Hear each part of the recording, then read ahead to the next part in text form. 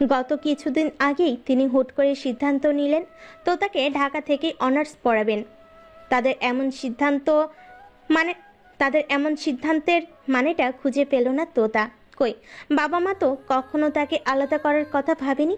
বাবার বাণীর সামনে তোতা আর না করতে পারল না, আসতেই হলো এই বাড়িতে। তবে তোতা এটা বুঝে উঠতে পারছে না তারা কেন আসলো না। এই বাড়িতে তো তার থেকে তার বাবারই বেশি অধিকার। কিরে, হুট করে কোথায় চলে গিয়েছিলি? জ্ঞান হারিয়ে পড়লি আবার? তোতার ধ্যান ভাঙলো চাচাতো ভাই রোহানের বউ সাথী ডাকে। ফিরে তাকালো তোতা তার দিকে। আসলেই তো সে জ্ঞান হারালো কি করে। ভাবতে ভাবতে আস্তে করে উঠে বসলো। তখনকার কথা মনে পড়তে আটকে উঠল সে। এই বাড়িতে আসার পর থেকে জেহের বিন চৌধুরীর উপর একটা প্রতিশোধ প্রবণতা কাজ করছে। সেটার অবশ্য যথেষ্ট কারণও আছে বটে। আজ সকালে জেহেরকে ভুলবশত রোহানের ছোট্ট প্রেস্ট্রিটা সামনে দিতেই রেগে বোম হলো জেহের। তোতা নিজের ভুল বুঝে জেহেরের সামনে থেকে পেস্ট্রিটা সরানোর আগে জেহের সেটা নিয়ে এক থাপেই তোতার মুখে মেখে দিল তা। তাই প্রতিশোধ নেওয়ার প্রবণতায় তোতার দুষ্টু মাথায় বুদ্ধি এলো। দুপুরের খাবার পর হুট করে তোতার চোখে পড়ল জেহের আয়নার সামনে দাঁড়িয়ে তৈরি হচ্ছে। তা দেখেই তোতা দৌড়ে বাড়ির বাইরে গিয়ে গ্যারেজে গিয়ে জেহেরের গাড়িটার একটা চাকার সামনে হাঁটু গেড়ে বসলো। এরপর ওনার ভাঁজ থেকে ছোট্ট একটা আলপিন নিয়ে যেই না খুশি মনে টায়ারটা ফুটো করতে যাবে, তখনই মেন ডোরের দিকে চোখ পড়লো। জের পরিপাটি হয়ে বেশ ভাব নিয়ে গাড়ির দিকে এগিয়ে আসছে। গলা শুকিয়ে এলো তোতার। লোকটা তাকে দেখলেই বুঝে ফেলবে কিছু না কিছু গন্ডগোল আছে। কোথায় লুকোবে করে গাড়ির ডিকিতেই সুবিধা মনে হলো। যেমন ভাবা তেমন কাজ। আস্তে আস্তে গিয়ে গাড়ির পেছনের ডিকিতে চড়েছিল। তারপর জেহের গাড়ি নিয়ে যেখানে গেল তোতাও পৌঁছে গেল সেথায়। জেহেরের সাথে সাথে কৌতূহলবশত পিছু নিতেই দেখতে পাই জেহেরের অমন নীলা। আর তারপরই তো ভয়ে সাথীর দিকে তাকিয়ে তোতা এক গ্লাস পানি চাইল। সাথীও টেবিল থেকে নিয়ে দিল। তোতা ঢকঢক করে পানি খাওয়ার সময় হঠাৎই রুমের দরজায় কারোর চোখ পড়তেই কাশতে কাশতে নাকে মুখে পানি ছড়িয়ে গেল তার। সাথী ব্যস্ত হয়ে গ্লাসটা নিয়ে পাশে রেখে তোতাকে দেখতে লাগলো। কিন্তু তোতার দৃষ্টি তখনও দরজায় হেলান দিয়ে দাঁড়িয়ে থাকা জেহেরের দিকে। লোকটা কেমন নির্ভীকভাবে তাকিয়ে আছে তার দিকে। রেগে আছি নাকি না বুঝে উঠতে পারল না তোতা। তার দৃষ্টি পর্যবেক্ষণ করে সাথীও তাকালো জেহেরের দিকে। জেহের চোখের ইশারায় তাকে যেতে বলল। রোহানের বিয়েটা আগে হলেও তাদের মধ্যে জেহেরই বড়। সাথী এসেছে ধরেই জেহেরকে দেখলেই ভয়ে তটস্থ থাকে সে। বলতে গেলে এবারই প্রত্যেকের মাঝেই জেহেরের প্রতি চাপা এক ভয় রয়েছে। তোতার দিকে একবার তাকিয়ে দৃষ্টি নামিয়ে ধীর পায়ে রুম ত্যাগ করলো সাথী। সে যেতেই জেহের আস্তে করে দরজাটা আটকালো। ভয়ে আত্মা যেন উড়ে যাচ্ছে তোতার। জেহেরকে টেবিলের ওপর থেকে ফল কাটার ছুরিটা হাতে নিতে দেখে তোতলাতে তোতলাতে বলে উঠল, জেহের ভাইয়া, আমাকে মারবেন না। আমার ভয় করছে খুব। জেহের ভাইয়া। কণ্ঠে যেন কথা আটকে আসছে তোতার। জের এগিয়ে বসলো তার পায়ের কাছে। ধীরে ধীরে পাতলা ব্ল্যাঙ্কেটের ভেতর নিজের হাতসহ ছুরিটা ঢোকাতেই তোতা তড়িৎ গতিতে পা খিচে নেওয়ার চেষ্টা করলো, কিন্তু পারল না। তার আগে জেরের হাতের মুঠোই তার একটি পা আটকে গেল। কাঁপতে থাকা পাটি চেপে ধরে আছে জেহের। কণ্ঠের তীব্রতা নেই বলেই চলে, তবে বেশ হুঙ্কারবিহীন ভয়ঙ্কর কণ্ঠে শুধালো, ওখানে কি করে পৌঁছালি? তোতা তত্তর করে সব বলে দিল শুরু থেকে শেষ পর্যন্ত। সবটা শেষেই ভয়ে ভয়ে বলল, আমার পা ছাড়ুন না ভাইয়া, ছুরি লেগে যাবে। জেরের দৃষ্টি গম্ভীর থেকে গম্ভীর হয়ে উঠল। দাদামা কণ্ঠে বলল, ঠিক করিসনি তুই, একদম ঠিক করিসনি। যা দেখেছিস ভুলে যা। আর যদি কাউকে বলিস তাহলে মনে রাখিস তোর মা বাবাকে আর চোখের দেখা দেখবি না, বলে রাখলাম। তোতা ভয়ে ভয়ে মাথা কাত করলো। যে পা ছেড়ে দিল তোতার। ছাড়তেই তোতা ব্ল্যাঙ্কেটের নিচ থেকে পা বের করে দেখতে লাগলো কোথাও কেটেছে কিনা। না, একটুও ছুরির আঘাত নেই। যে পেরিয়ে যেতে লাগলো। হঠাৎ আবার পেছন ফিরে তাকালো তোতার দিকে, বলল, আমার পেছনে লাগতে আসিস না, একদম জ্বলে পুড়ে ফস্য হয়ে যাবি তুই। ভার্সিটির যাওয়া আসা প্রথম দিকে রোহানের সাথে হলো। দুদিন যেতেই তোতার এক ফ্রেন্ড হয়ে গেল একদিনেরই। এদিকেই নাম তানহা। তানহার সাথে যাওয়া আসার সুবিধা হয় তোতা নিজের রোহানকে বলেছিল আর কষ্ট করে তাকে দিয়ে আসা লাগবে না, তানহার সাথে যাওয়া আসা করবে। রেডি হয়ে তাড়াহুড়ো করে বেরোতে নিলেই পেছন থেকে শক্ত কণ্ঠ ভেসে এলো মেছো চাচির। তোতাকে দাঁড়াতে বলে সে শটান দাঁড়িয়ে গেল। তোকে গতকাল সন্ধ্যায় বলেছিলাম ভোরে উঠে রান্নাটা করে রাখার জন্য, করলি না কেন? তোতা টেনে টেনে বলল। রান্না? কিন্তু আমি তো রান্না পারি না।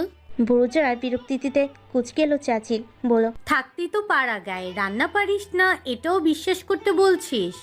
তোতা ঠোঁট উল্টে বলল। রুহি আপু রান্না পারে চাচি?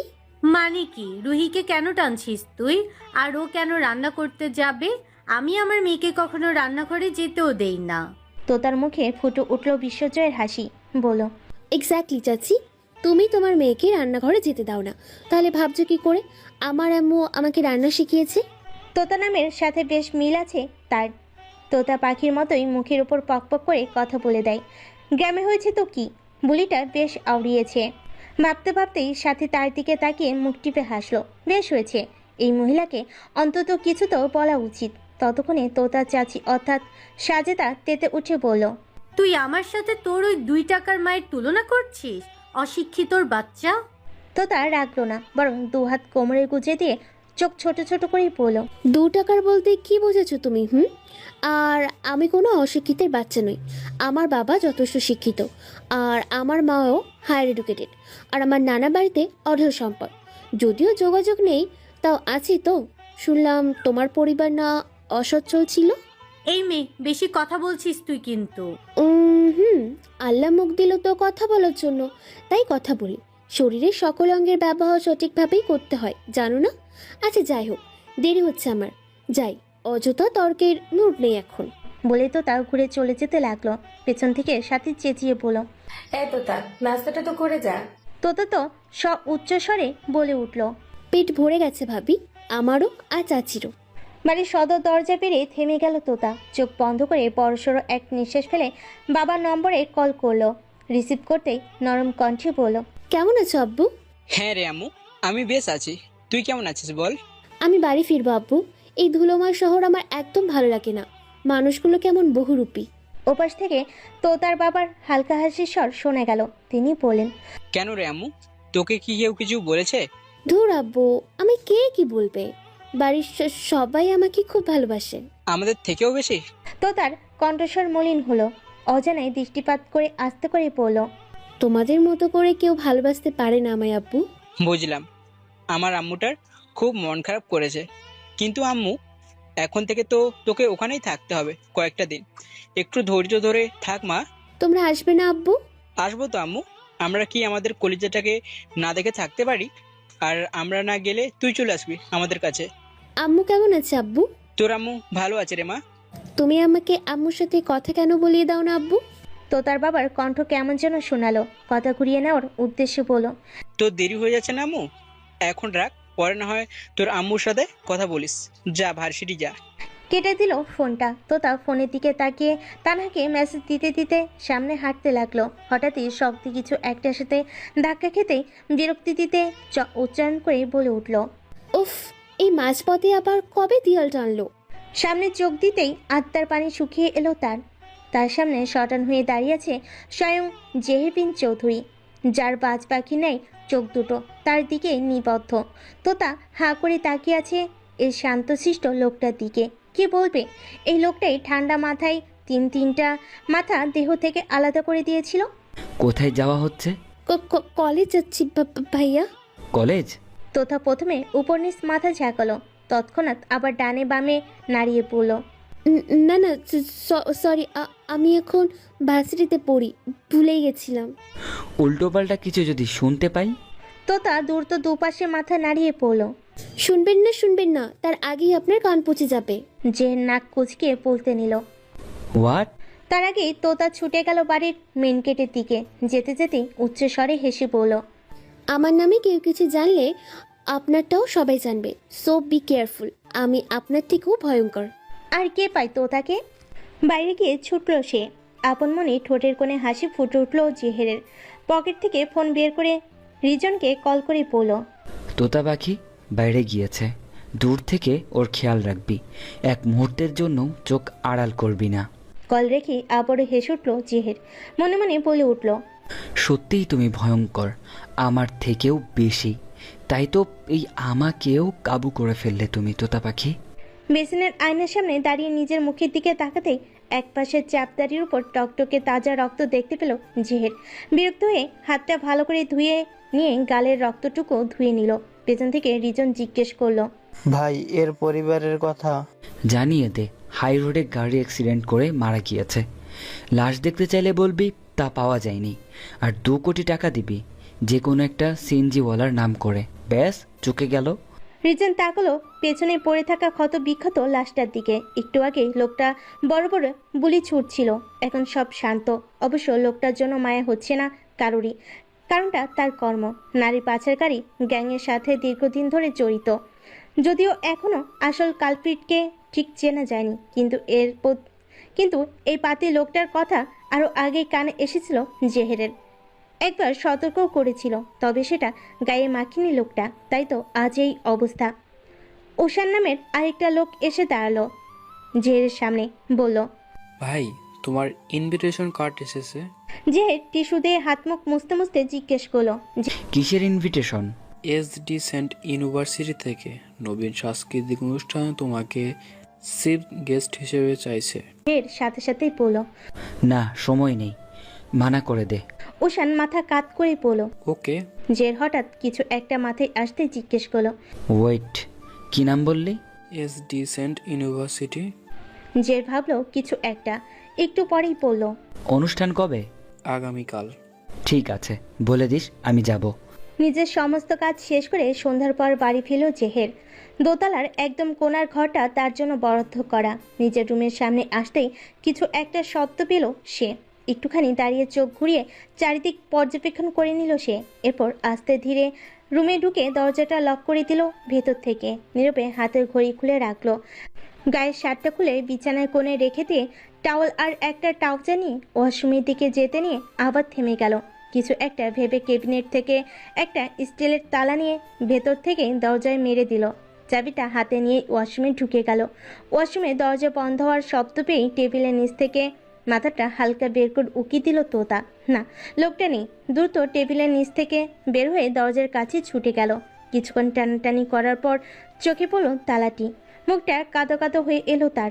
এখন কি করবে? বের হবে কি করে? কি একটা লোক, শয়তানটা ভেতর থেকেই তালা মেরে দিল। তাহলে কি বুঝে গেল আমি যে তার রুমে? না, চাবিটা খুঁজতে হবে। ভেবে সারা রুমের ছোটখাটো জায়গাগুলোতে চোখ বোলাতে লাগলো তোতা। খোঁজার এক পর্যায়ে খাটের কোণা থেকে জেহেরের খুলে রাখা শার্টটা একটু উল্টাতেই চোখে পড়ল শার্টে থাকা ছোপ ছোপ রক্তের চিহ্ন। হুট করে হাত দুটি কাঁপতে লাগলো তোতার। আনমনে কাঁপা কাঁপা কণ্ঠে বলে উঠল, জেহের ভাইয়া, আবার কাউকে? কি করছিস তুই আমার ঘরে? ভারী কণ্ঠের আওয়াজ পেয়ে কেঁপে উঠল তোতা। হাত থেকে শার্টটা খসে পড়ে গেল। জেহেরের দিকে ঘোরার সাহসটা তার হয়ে উঠছে না ঠিক, কিন্তু এভাবে তো আর বেশিক্ষণ টিকতে পারল না সে। যে নিজে তার বাহু টেনে নিজের দিকে ঘোরালো। মাত্রই গোসল নিয়েছে সে, যাতন মাথা থেকে টুপ টুপ জল গড়িয়ে পড়ছে এখনো তার। তোতার দৃষ্টি আটকায় সেখানটায়। লোকটার ভেজা চুলগুলোর কারণে একদমই চকলেট লাগছে। আচ্ছা, ওনাকে কি খাওয়া যাবে? ভাবনা ছেদ পড়ল নিজের গায়ে পরিধানরত জামায় টান লাগায়, সাথে জেহেরের কণ্ঠ, আমার ড্রেস কেন ধরেছিস তুই? এখন আমিও একই কাজ করি। তোতা তৎক্ষণাৎ হাতটা চেপে ধরল জেহেরের। কম্পমান কণ্ঠে শুধালো, জামা কেন টানছেন ভাইয়া? ছিঁড়ে যাবে তো। জের টানলো না আর তোতার জামা হাত ছেড়ে দিয়ে প্রশ্ন করলো, এই রুমে কি? তোতার কানে যেন কথাটা যায়নি, উল্টো নিজেই প্রশ্ন ছুলো। আপনি আজও কাউকে মেরে? জের এক পা এগোতেই থমকে গেল তোতা। কেন এলি এখানে? গুরুগম্ভীর কণ্ঠে বিপরীত কেঁপে উঠল তোতার ছোট্ট দেহখানি। দু চোখ খিচে বন্ধ করে আওড়ালো, আপনার স্টাডি টেবিলে হুমায়ুন আহমেদের একটি বই দেখেছিলাম, সেটাই খুঁজতে এসেছি, কিন্তু সেটা নেই। তাহলে চোরের মতো লুকিয়েছিলি কেন? কথাটা বেশ যেন সম্মানে লাগলো তোতার। একটু সপাক্ষিক সুরে বলল, আমি চোর না। তুই চোর, ভয়ঙ্কর ধাঁচের চোর তুই। তোতার চোখ টইটুম্বর। বারবার এত জোর দিয়ে চোর কেন বলছে লোকটা? সামনে একটা বই তো নিতে এসেছিল শুধু। দেখুন, আমি শুধু একটা বই নিতে এসেছিলাম, পড়া শেষ হলেই আবার ফিরিয়ে দিতাম। এটাকে চুরি বলে না। আমি কখন বললাম তুই বই চোর? তাহলে আর তো কিছু নেইনি আপনার। মিথ্যা বলবি না একদম। সত্যি আমি কিছু নেইনি। কোন বই? হ্যাঁ, হুমায়ুন আহমেদের কোন বই? ও বৃষ্টি ও মেঘমালা। জের এগিয়ে গেল স্টাডি টেবিলের পাশে। সাদা একটা পর্দার সামনে এক হাতে টান দিয়ে পর্দাটা সরাতেই ভাসমান হলো বড় সাইজের বুক সেলফটা, যেটাই কানা কানায় বইয়ে ভর্তি। সেখান থেকে বৃষ্টি ও মেঘমালা বইটি হাতে নিতে নিতে বলল জেহের। একটু ভালো করে খুঁজলেই পেয়ে যেতি। আমি কি জানতাম নাকি আপনি এভাবে পর্দার আড়ালে এত এত বই লুকিয়ে রেখেছেন? জেহের উত্তর দিল না, নিশ্চুপ এসে বইটি হাতে ধরিয়ে দিল তোতার। তোতা উকি চুকি মেরে মিনমিনিয়ে বলল, ওই বইটা নিতে পারি? তোতার আঙ্গুলের ইশারা অনুযায়ী জেহের প্রেম মাতাল বইটি বের করলো। তোতা বেশ খুশি হলো জেহেরের কাণ্ডে। জের এগিয়ে দিল বইটি তোতার দিকে, কিন্তু তোতা যখনই সেটি হাতে নিতে যাবে তার আগে জেহের সেটা সরিয়ে ফেলল। কিছু একটা ভেবে বলল, এটা দেওয়া যাবে না। কেন? এটা পরে পড়িস, আমি সহ পড়বো একসাথে। এবার বের হ। তোতার মুখটা পাংশুটে হয়ে গেল। কিছুটি না বলে একটা বই নিয়ে এগিয়ে গেল দরজার কাছে। যাওয়ার আগে হুট করে পেছন ফিরে জেহেরের উদ্দেশ্যে জোর গলায় বলে গেল, আমি কিন্তু চোর না। তোতার এহেন কাণ্ডে হাসলো জেহের, নিজে নিজেই আওড়ালো, আমার কঠিন পাহারাযুক্ত মনটা চুরি করে আবার বলছো চোর না? তুমি খুব ধূর্ত চোর, বুঝলে তোতা পাখি? ভীষণ ধূর্ত। ভার্সিটির নবীন সংস্কৃতি অনুষ্ঠানের আয়োজন বেশ জমকালোভাবেই করা হয়েছে। ভার্সিটি বড় মাঠের আনাচে কানাচে লোকজনে ভরপুর। একপাশে বড় স্টেজটা সকলের দৃষ্টিপাত করার মতোই। ছাত্রছাত্রীরা সেজেছে আজ নতুন নতুন সাজে। প্রতি বছরই এমন জাঁকজমকভাবেই পালন করা হয় এই অনুষ্ঠানটি। সময়ে উপস্থিত হয়েছে প্রধান অতিথি স্বরূপ জেহবিন চৌধুরী, তার সাথে রয়েছে অ্যাসিস্ট্যান্ট রিজন আর উশান, আর চারপাশে ছড়িয়ে ছিটিয়ে রয়েছে কিছু পোশাকধারী কয়েকজন গার্ডস। তবে তারা কিছুটা দূরেই অবস্থান করেছে বেশ। যে সহ আরও কয়েকজন বিশেষ মানুষের জন্য সামনের দিকে বিশেষভাবে বসার আয়োজন করা হয়েছে। সেখানে গিয়ে পায়ের উপর পা তুলে বসেছে জেহের। 28 বছর বয়সী পেশিবহুল যুবকের দেহে সাদা শার্টের উপর ছাইরঙ্গা মেদিকটের ফর্মাল গেট আপটা যেন একটু বেশি মানিয়েছে। মাথায় সিল্কি চুলগুলো জেল দিয়ে স্পাইক করা, যার কয়েকটা গোছা চুল এসে ঠেকেছে তার শুভ্র ভাঁজের কপাল জুড়ে। গাল ভর্তি চাপদাড়ির শেপ যেন একটু বেশি নজর কাছে আশপাশের অতি সুন্দরী ললনাদের। তবে সেই সুদর্শন জেহরবিন চৌধুরীর চোখ আটকায় না এত এত ললনাতে। তার তৃষ্ণার্ত চোখ দুটি খুঁজে চলেছে এক কাঙ্ক্ষিত নারীকে, যার জন্য অতি ব্যস্ততার মাঝেও আজকের অনুষ্ঠানে আসতে রাজি হয়েছে সে। চারিদিকে দর্শকের আসনের সারিতে চোখ বুলিয়ে পেল না সেই কাঙ্ক্ষিত নারীকে। বুড়োজোড়া কুচকে এলো তার। পাখি কি আসেনি? সকাল থেকেই তো তেমন দেখাও হয়নি তার সাথে, যে নিজেই তেমন দেখা করতে চায়নি। রোজকার মতোই বেরিয়ে এসেছিল সে। আচ্ছা, হতেও তো পারে তোতা এসব নয়েজি অনুষ্ঠান পছন্দ করে না হয়তো, তাই আসেনি। কথাটা ভাবতেই মুখটা পাংশুটে হয়ে এলো তার। চারিদিকে উচ্চ আওয়াজে গানগুলো বিরক্তিকর লাগছে যেন। স্টেজে গানের তালে তালে একের পর এক এসে নেচে যাচ্ছে আরও কত কি। তবে এসবের কিছুই মন কাটছে না জেহেরের। ইচ্ছে করছে উঠে চলে যেতে। চোখ বুলিয়ে এবার খুঁজতে লাগলো রিজন বা উশানকে। তখন উচ্চ শব্দের আওয়াজ কমে কানে এসে বাজলো সফট নয়েজের গিটার আর উলকালেলের সংমিশ্রণে একটি সুর। সাথে সাথেই বিস্তর লোকের মুখে সশব্দে উরধ্বনি। পাশে থাকা আরেকজন বিশেষ অতিথির অতি উচ্ছ্বাসিত হয়ে বলা, ওয়াও, হোয়াট অ্যামেজিং পারফরমেন্স। কথাটি দরুন জেহের বিরক্তিকর চাহনি নেই। এক নজর স্টেজের দিকে ঘুরে তাকিয়ে আবার চোখ ঘুরিয়ে নিল। মুহূর্তে কিছু একটা মাথায় আসতেই আবারও সচকিত হয়ে তাকালো স্টেজে। সে কি ঠিক দেখছে? নিজের মনের বদ্ধমূল ধারণাটাকে সঠিক কিনা যাচাই করার উদ্দেশ্যে চোখের রোদ চশমাটা একটানে খুলে তাকালো আবার স্টেজে। না, সে তো ঠিকই দেখছে। পাশে সফট নয়েজে বাজছে মন মাতানো গান, দিশাহারা কেমন বোকা মনটারে। আর তারই তালে তালে মিলিয়ে নাচছে শুভ্র আকাশ শোভিত তোতা পাখি। পরে তার হালকা আকাশি রঙের শাড়ির সাথে মিলিয়ে সিম্পল সাদা ব্লাউজ। মাথার চুলগুলো বড় আকারের খোপা করে সেটাই সাদা কামিনের গাজরা মোড়ানো। চোখ ধাঁধানো সৌন্দর্য যেন ভর করেছে স্টেজের মাঝখানে দুলতে থাকা পাখিটির মধ্যে। ঠোঁটের কোণের মিষ্টি হাসিটি যে কারোর মন কেড়ে নেওয়ার জন্য যথেষ্ট। দেহের দোলন ভঙ্গি যেন বুঝতেই দিচ্ছে না নাচের তালটি তার তুলে রাখা। মনে হচ্ছে যেন এক টুকরো শুভ্র আকাশ জমিন এসে মনের তালে সুর বিলাস করছে। এতক্ষণে বিরক্ত উবেগে একরাশ মুগ্ধতা বিরাজ করছে জেহরের মুখে। দৃষ্টি আটকে আছে তার সেই তোতা পাখির দিকে। না পড়ছে পলক আর না সরছে এদিক ওদিক। নাচ শেষ হতেই চারিদিকে হাততালিতে ফেটে পড়ল। তত এক পাশ দিয়ে নেমে দাঁড়ালো স্টেজ থেকে। সে নামতে তাকে উচ্ছ্বাসে জড়িয়ে ধরল তানহা, সাথে আরও কয়েকজন মেয়েও। কয়েকজন ছেলে তোতাকে সংবর্ধনা জানাচ্ছে। সবটা দূর থেকে পরখ করছে জেহরের বাজ পাখির মতো দুটি চোখ। একটি জিনিস খেয়াল করতেই ভুরুজোড়া কুচকে এলো তার। তবুও দৃষ্টি সরালো না তোতার দিক থেকে। সাথে এক ঝাঁক রাগ উগড়ে এলো তোতার প্রতি। কই, বাড়ির কাউকে তো জানেনি তার ছেলে বন্ধু হয়ে গেছে এই কয়েকদিনে, তাও একজন না, দুজন না, এতজন। এদের সাথে তোতার এত কথা সহ্য হচ্ছে না জেহেরের। বুকের ভেতরটা হাঁসফাঁস করছে বেশ।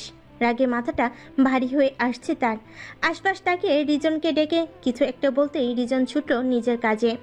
এদিকে স্টেজের পাশে দাঁড়িয়ে খুশি মনে সবার পারফরমেন্স দেখছে তোতা। হঠাৎ করেই পরিচিত একটি মেয়ে এসে বলল। তোতা আশপাশ ঘুরে দেখলো না তানহা মেয়েটা এখনো আসেনি। সেই কতক্ষণ আগে সে তার ভালোবাসার মানুষের সাথে একটু ঘুরে আসছি বলে যে গেল, এখনো এলো না। এখন আবার তোতাকেই বা কেন ডাকছে কে জানে। তোতা ভিড় ঠেলে বেরিয়ে এলো। জানে তানহা কোথায় থাকতে পারে, তাই তো খোঁজাখুঁজি না করে এগিয়ে গেল চারুকলা ভবনটির দিকে। তিনতলায় উঠে এদিক ওদিক তাকিয়ে আস্তে করে একবার ডাকলো তানহাকে, কিন্তু কোনো সার শব্দ পাওয়া গেল না তার। আস্তে আস্তে এগিয়ে গিয়ে একটা রুমের দিকে চোখ যেতে হা হয়ে গেল তোতার মুখ। চোখ দুটো রসগোল্লার চেয়েও যেন বড় হয়ে এলো। সামনে ভাসছে তানহা আর তার প্রেমিক শাওনের মুখ, যারা এই মুহূর্তে একে অপরকে গভীরভাবে চুম্বনে লিপ্ত। মুখের উপর নিজের বাহাতটা যেন আপনা আপনি চলে এলো তোতার। কি দেখছে সে? হঠাৎ কল্পনার বাইরে গিয়ে কেউ একজন তাকে হ্যাসকা টান দিয়ে সামনের একটা নিরিবিলি রুমে নিয়ে গেল। অন্ধকার রুমে দেওয়ালের সাথে চেপে ধরল তোতাকে। তোতা এবার ভয়ে চেঁচিয়ে বলল, কে? সাথে সাথে একটা পুরুষালী ঠান্ডা হাত এসে ছুঁয়ে দিল তোতার উন্মুক্ত কোমরে। কেঁপে উঠল তোতা। ভয়ে তোতা আরো কিছু বলতে যাবে তার আগে ওয়াইনি ভয়েসে জেহের বলে উঠল, লুকিয়ে লুকিয়ে বান্ধবীর রোমান্স দেখতে লজ্জা করে না তোর? ভয় তো কিছুটা যেন কমল তোতার। প্রশান্তির স্বরে বলল, জেহের ভাইয়া আপনি? ভয় পেয়ে গেছিলাম। আবারও জেহের সে মাতাল করা স্বরে বলে উঠল, এখন ভয় লাগছে না? এখন কেন ভয় লাগবে? এটা তো আপনি। জেহের আস্তে করে নিজের হাতটা দিয়ে স্লাইড করলো তোতার কোমরে, বলল, এখনো লাগছে না? কেঁপে উঠল তোতা। এবার যেন সত্যি ভয় লাগছে তার। জেহের ভাই এসব কি করছে? ভাইয়া কি করছেন আপনি? ছাড়ুন। কেন ছাড়বো? তুই নিজেই তো কোমর উন্মুক্ত করে রেখেছিস, যেন ছেলেরা এসে প্রজাপতির মতো ছুঁয়ে দেয় তোর এই দুধ ফর্সা কোমর। রাগ লাগছে তোতার, বিরক্তি নিয়ে বলল, কিসব বলছেন আপনি? ছি। ভুল বললাম? তাহলে শাড়ি কেন নেই তোর এইখানটায়? খুব তো নেচে সকলের দৃষ্টি আকর্ষণ করলি, সেই সাথে যে সবার লোলুপ দৃষ্টিটা তোর এই কোমরেও পড়েছে, সেটা খুব এনজয় করেছিস তাই না? তোতা চোখ নামিয়ে তাকালো নিচের দিকে। সত্যি অনেকটা সরে আছে শাড়িটা। ভাঁজ পিন আপ করে পেঁচিয়ে কোমরে গুজেছিল নাচের সময় তার দরুনি। কথা নেই কেন বল?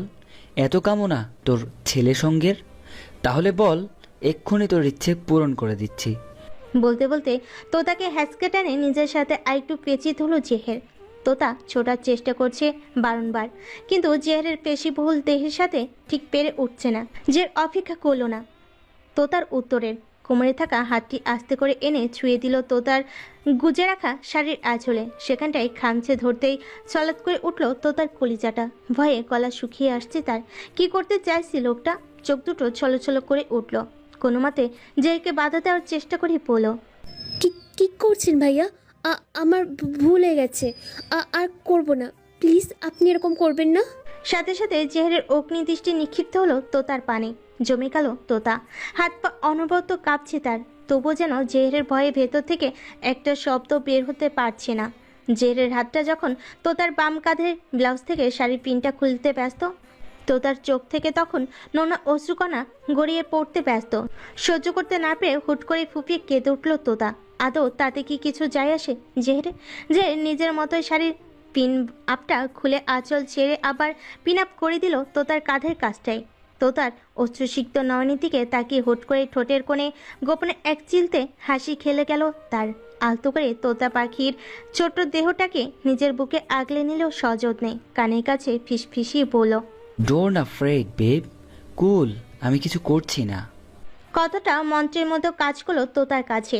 অবাক হয়ে ভেজা চোখের পাপড়ি নিয়েই তাকালো জেহেরের উজ্জ্বলতর নেশাযুক্ত মুখের পানে। জের আলতো করে দু হাতের আঁচলে পুড়ে নিল তোতার গোলগাল মুখখানি, বৃদ্ধা আঙ্গুল দিয়ে মুছিয়ে দিল দুই নয়নের অশ্রু। চোখ দুটি হালকা ছোট ছোট করে জিজ্ঞেস করলো, ব্লাউজের গলা এত বড় করে কাটা কেন?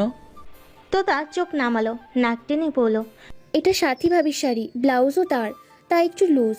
আমি তো আর আসার সময় শাড়ি নিয়ে আসিনি। জের ছোট্ট একটা নিঃশ্বাস ফেলে বলল, তো শাড়ি লাগলে বলতেই তো পারতে আমায়, আমায় না হোক অন্যদের বলতে। সময় তো তেমন ছিল না, আর নাচের সাথে ভাবির শাড়িটাও বেশ মিলেই গিয়েছিল, তাই ভাবি বলেছিল এটা পরতে। তোতা পাখি যে নাচতেও পারে তা তো জানা ছিল না।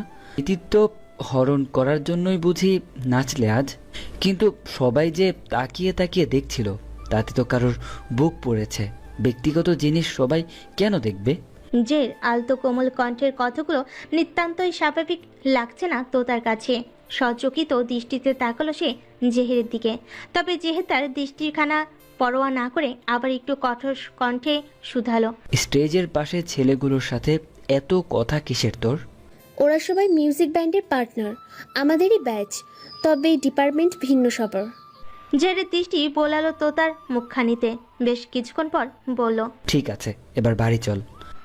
বলে তোতার হাত ধরে পেছনে ঘুরতে নিলে তোতা বাধা দিয়ে বলল না, জের পিছনে ঘুরে জিজ্ঞাসু দৃষ্টিতে তাকাতেই তোতা বিড়বিড় করে বলল, আমার ওই মিউজিক ব্যান্ডের সাথে একটু পর পারফরমেন্স আছে গানের।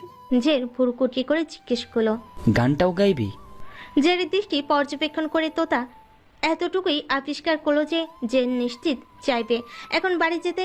আর যদি তোতা রাজি না হয় তাহলে সেদিনের লোকগুলোর মতো শরীর থেকে মাথাটা না না ভেবেই দ্রুত বলে উঠল, আপনি না চাইলেই গাইবো না, বাড়ি যাবো।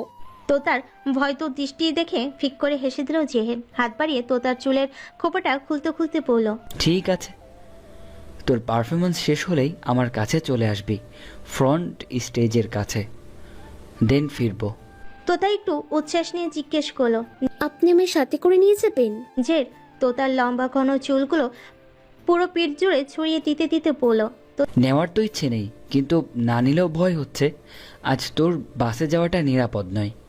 তোতা কি বুঝলো না তা আর জানতে চাইলো না জেহের। তোতার এক হাত ধরেই বেরিয়ে এলো অন্ধকার রুম থেকে। হাঁটতে হাঁটতে চোখে পড়ে নিল রোদ চশমাটি।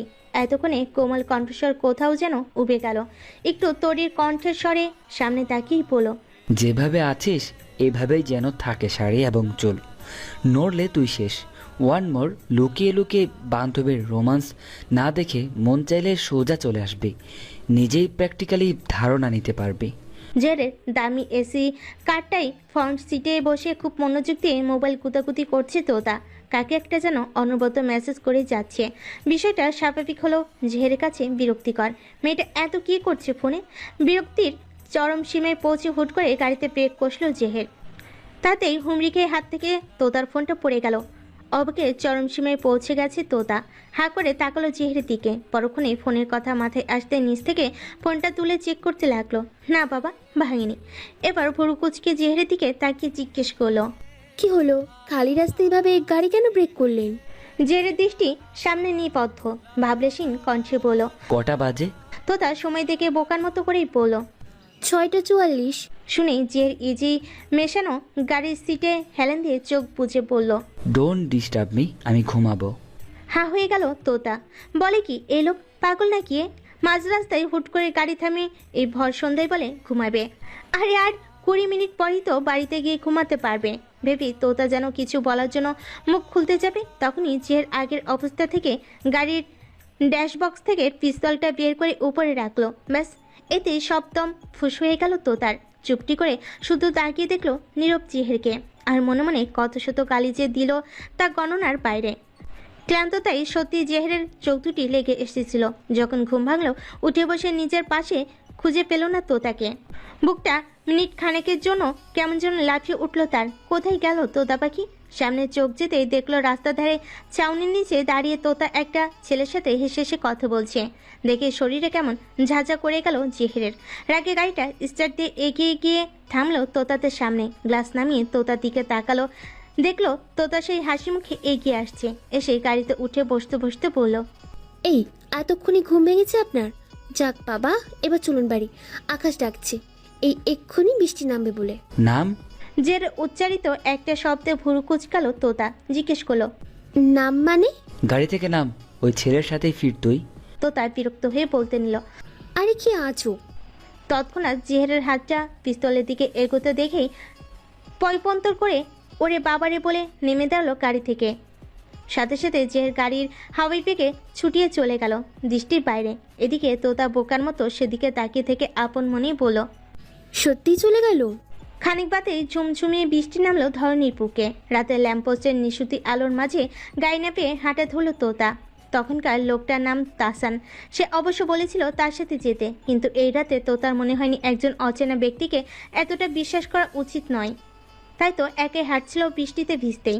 একটু আগেই কোথা থেকে যেন তাসান তার পাশে পাশে হাঁটতে লাগলো। তোতা তাকে খেয়াল করতে সে হেসে বলল, আহ, তুমি বারণ করছো ঠিক, কিন্তু রাস্তাটা তো সবার, আমি এমনিই হাঁটছি। তাসানের কথার ধরন দেখে হালকা হাসলো তোতা।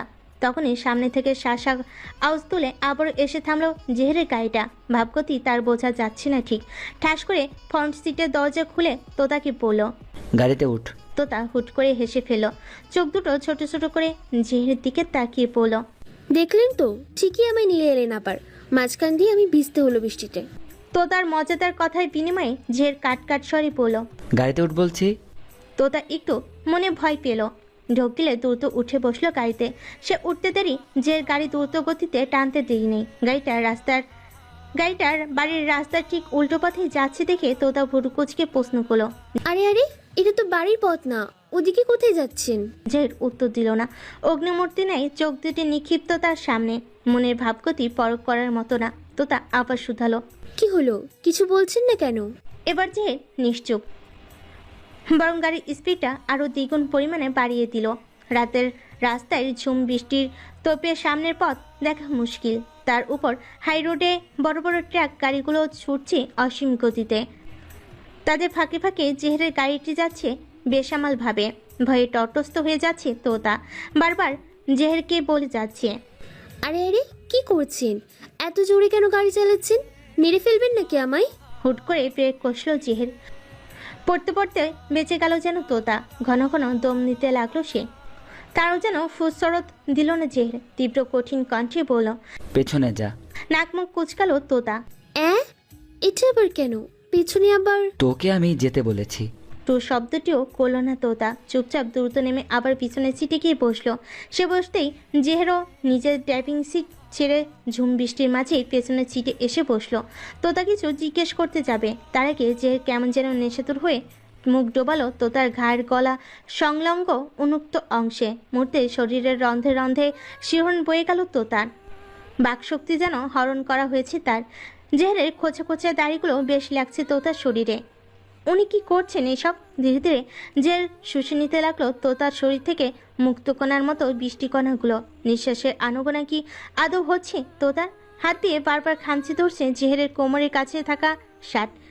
কি অনুভূতি এটা? তোতা পারছে না জেহেরকে বাধা দিতে। না, গায়ের জোরে নয়, কেন যেন তোতার মনের জোরটাই আসছে না জেহেরকে দূরে ঠেলার। ইচ্ছে করছে জেহেরের বেসামাল অনুভূতিগুলোকে খুব করে আশকারা দিতে, স্নিগ্ধ অনুভূতিগুলোকে আরও একটু দাপিয়ে তুলতে। কিন্তু এটা তো ঠিক না, সমাজ সইবে না, আত্মা সইবে না ভেবে তোতা যখন নিজের সর্বশক্তি দিয়ে জেহেরকে দূরে ঠেলতে যাবে, তখনই কানে ভেসে এলো জেহেরের কেমন শীতল কণ্ঠের একটি প্রশ্ন, আমায় এত কেন জ্বালাও তুমি? কি ওয়াইনি ভয়েস। দুর্বলতার ছড়াছড়ি যেন হচ্ছে ওই একটি কথার মাধ্যমে। জেহের কি দুর্বল? ঠান্ডা মাথার নিজ হাতে মানুষ কেটে কুচি কুচি করা লোকটা বুঝি এতটাই দুর্বল? না, এটা তো হওয়ার কথা নয়। আমি যত চাইছি তোমায় অন্যদের থেকে সেফ রাখার, ততই তুমি নিজেই তাদের কাছে এগিয়ে যাচ্ছ। কি করব আমি? মেরে ফেলবো তোমায়? আটকে উঠল তোতা। লোকটার কথায় যে কোনো ঠিক ঠিকানা নেই, দেখা যাবে কখন আবার সত্যি মেরে দেয়। তোতা মিনমিনিয়ে বলল। প্লিজ আমায় মারবেন না। তোতার কম্পিত কণ্ঠধ্বনি শুনে ঝেড় ধীর গতিতে মুখ তুলে চাইল তার দিকে। দৃষ্টিতে দৃষ্টি মিলল দুজনার। তোতা দেখলো জেহেরের দৃষ্টি স্বাভাবিক নয়, রোজগার থেকে বেশ ব্যতিক্রম। ইস, কি মায়া, কি মায়া! এই মায়াযুক্ত চেহারাটা যদি বাইরের দুনিয়া একটিবার দেখতো, কেউ বিশ্বাস করত এই লোকটা কতটা হিংস্র, কতটা নির্দয়। যে গাড়িতে থাকা টিস্যু বক্স থেকে অনেকগুলো টিস্যু একসাথে নিয়ে নিজের তোতার চুলগুলো মুছে দিতে দিতে বলল। ছেলেটার সাথে এত কথা কিসের? কি করব আমি? একা একা গাড়িতে বসে থাকতে ভালো লাগছিল না, তাই বাইরে একটু হাঁটছিলাম। তখন এই ছেলেটার সাথে দেখা। এমনি টুকটাক কথা জিজ্ঞেস করছিল, আর কিছুই না। চিনিস ওকে? না। ফার্দার আর যদি কখনো এমন অচেনা লোকের সাথে কথা বলেছিস তাহলে গলা টিপে মেরে ফেলবে একদম। তোতা গোল গোল চোখ করে তাকিয়ে রইল, কিছুটি বলল না। যে ভিজে যাওয়া টিস্যুগুলো ফেলে দিয়ে আরো কয়েকটা টিস্যু নিয়ে এবার তোতার মুখ হাত গলা মুছে দিতে দিতে বলল। নিজেকে সামনে রাখতে পারিস না কেন তুই? তোতা ভুরু কুচকালো। আবার কি করলো সে? তার দৃষ্টি দেখে যে কিয়ৎক্ষণ চুপ করে রইল। এরপর হঠাৎই তোতার মুখ থেকে দৃষ্টি একটু নিচের দিকে নামিয়ে পড়ল। এটা কি? জেহেরের দৃষ্টি অনুসরণ করে তোতা এবার নিজের দিকে তাকালো। বুঝতে পেরে চোখ দুটো বড় বড় হয়ে গেল তার। এবার নিজের দিকে তো একবার জেহেরের দিকে তাকালো। দ্রুতই ভেজা শাড়িটার আঁচল টেনে নিজেকে আবৃত করার চেষ্টা করলো। ইস, কি বিচ্ছিভাবে ভিজে স্পষ্ট হয়ে আছে গলার হাতের কিছু অংশ। দৃষ্টি নামিয়ে এদিক ওদিক তাকালো। ইস, কি লজ্জা! জেহেরের দৃষ্টিতে দৃষ্টি মেলানো দায়। এখন এত লজ্জা? এতক্ষণ যে ওই ছেলেটা দেখছিল। জেহেরের তির্যক কথায় মুখ তুলে চাইল তোতা। কি বলবে এখন সে? বুলি যে ফুরিয়ে গেছে তার। নিজেকে কবে সামলাতে শিখবি বল? এভাবে চলে তো আমার আমানত আমার আগেই অন্যের হয়ে যাবে। কি? কিছু না। শীত করছে? একটু। জড়িয়ে ধরবো? না। ছি। ছি কেন? একটু আগে তো তুই নিজেও। আমি কিছু করিনি। আমি করেছি কিছু। তোতা আর কিছু বলতে পারল না। জেহেরের কথার বিপরীতে কি বলবে এখন সে? যাই বলবে এই লোকটা ঠিক উল্টাপাল্টা কিছু একটা বলে বসবে, তাই চুপ থাকায় শ্রেয়। বাড়ি যাবি? তোতা উপনিস মাথা ঝাঁকালো। তো আজ না গেলে হয় না? তার চোখ তুলে চাইল। কি মোলায়েম আহ্বদার! কিন্তু তোতার কি সে সাথে আছে তার কথায় হ্যাঁ বলার? তা তো বেজে অনুচিত। তাই আস্তে করে দুপাশে মাথা নাড়ল। তা দেখে জের একটা বড় শ্বাস পেল। হুট করে জেহের তোতার কোলে মাথা রেখে শুয়ে পড়ল। বলল, বৃষ্টি থামুক, তারপর ড্রাইভ করব। আরে আপনি ভিজে যাবেন তো। বৃষ্টি হওয়ার খুব দরকার। বৃষ্টি তো হচ্ছে। অন্তরের বৃষ্টি। বহমান সময় যেন তড়িৎ গতিতেই চলে। এই যে হুট করে কেমন শব্দ দুয়েক কেটে গেল সেদিনের পর। এর মাঝে আরও দুবার নানাভাবে তোতা বুঝতে পেরেছে যে এর আরও মানুষ কেটেছে।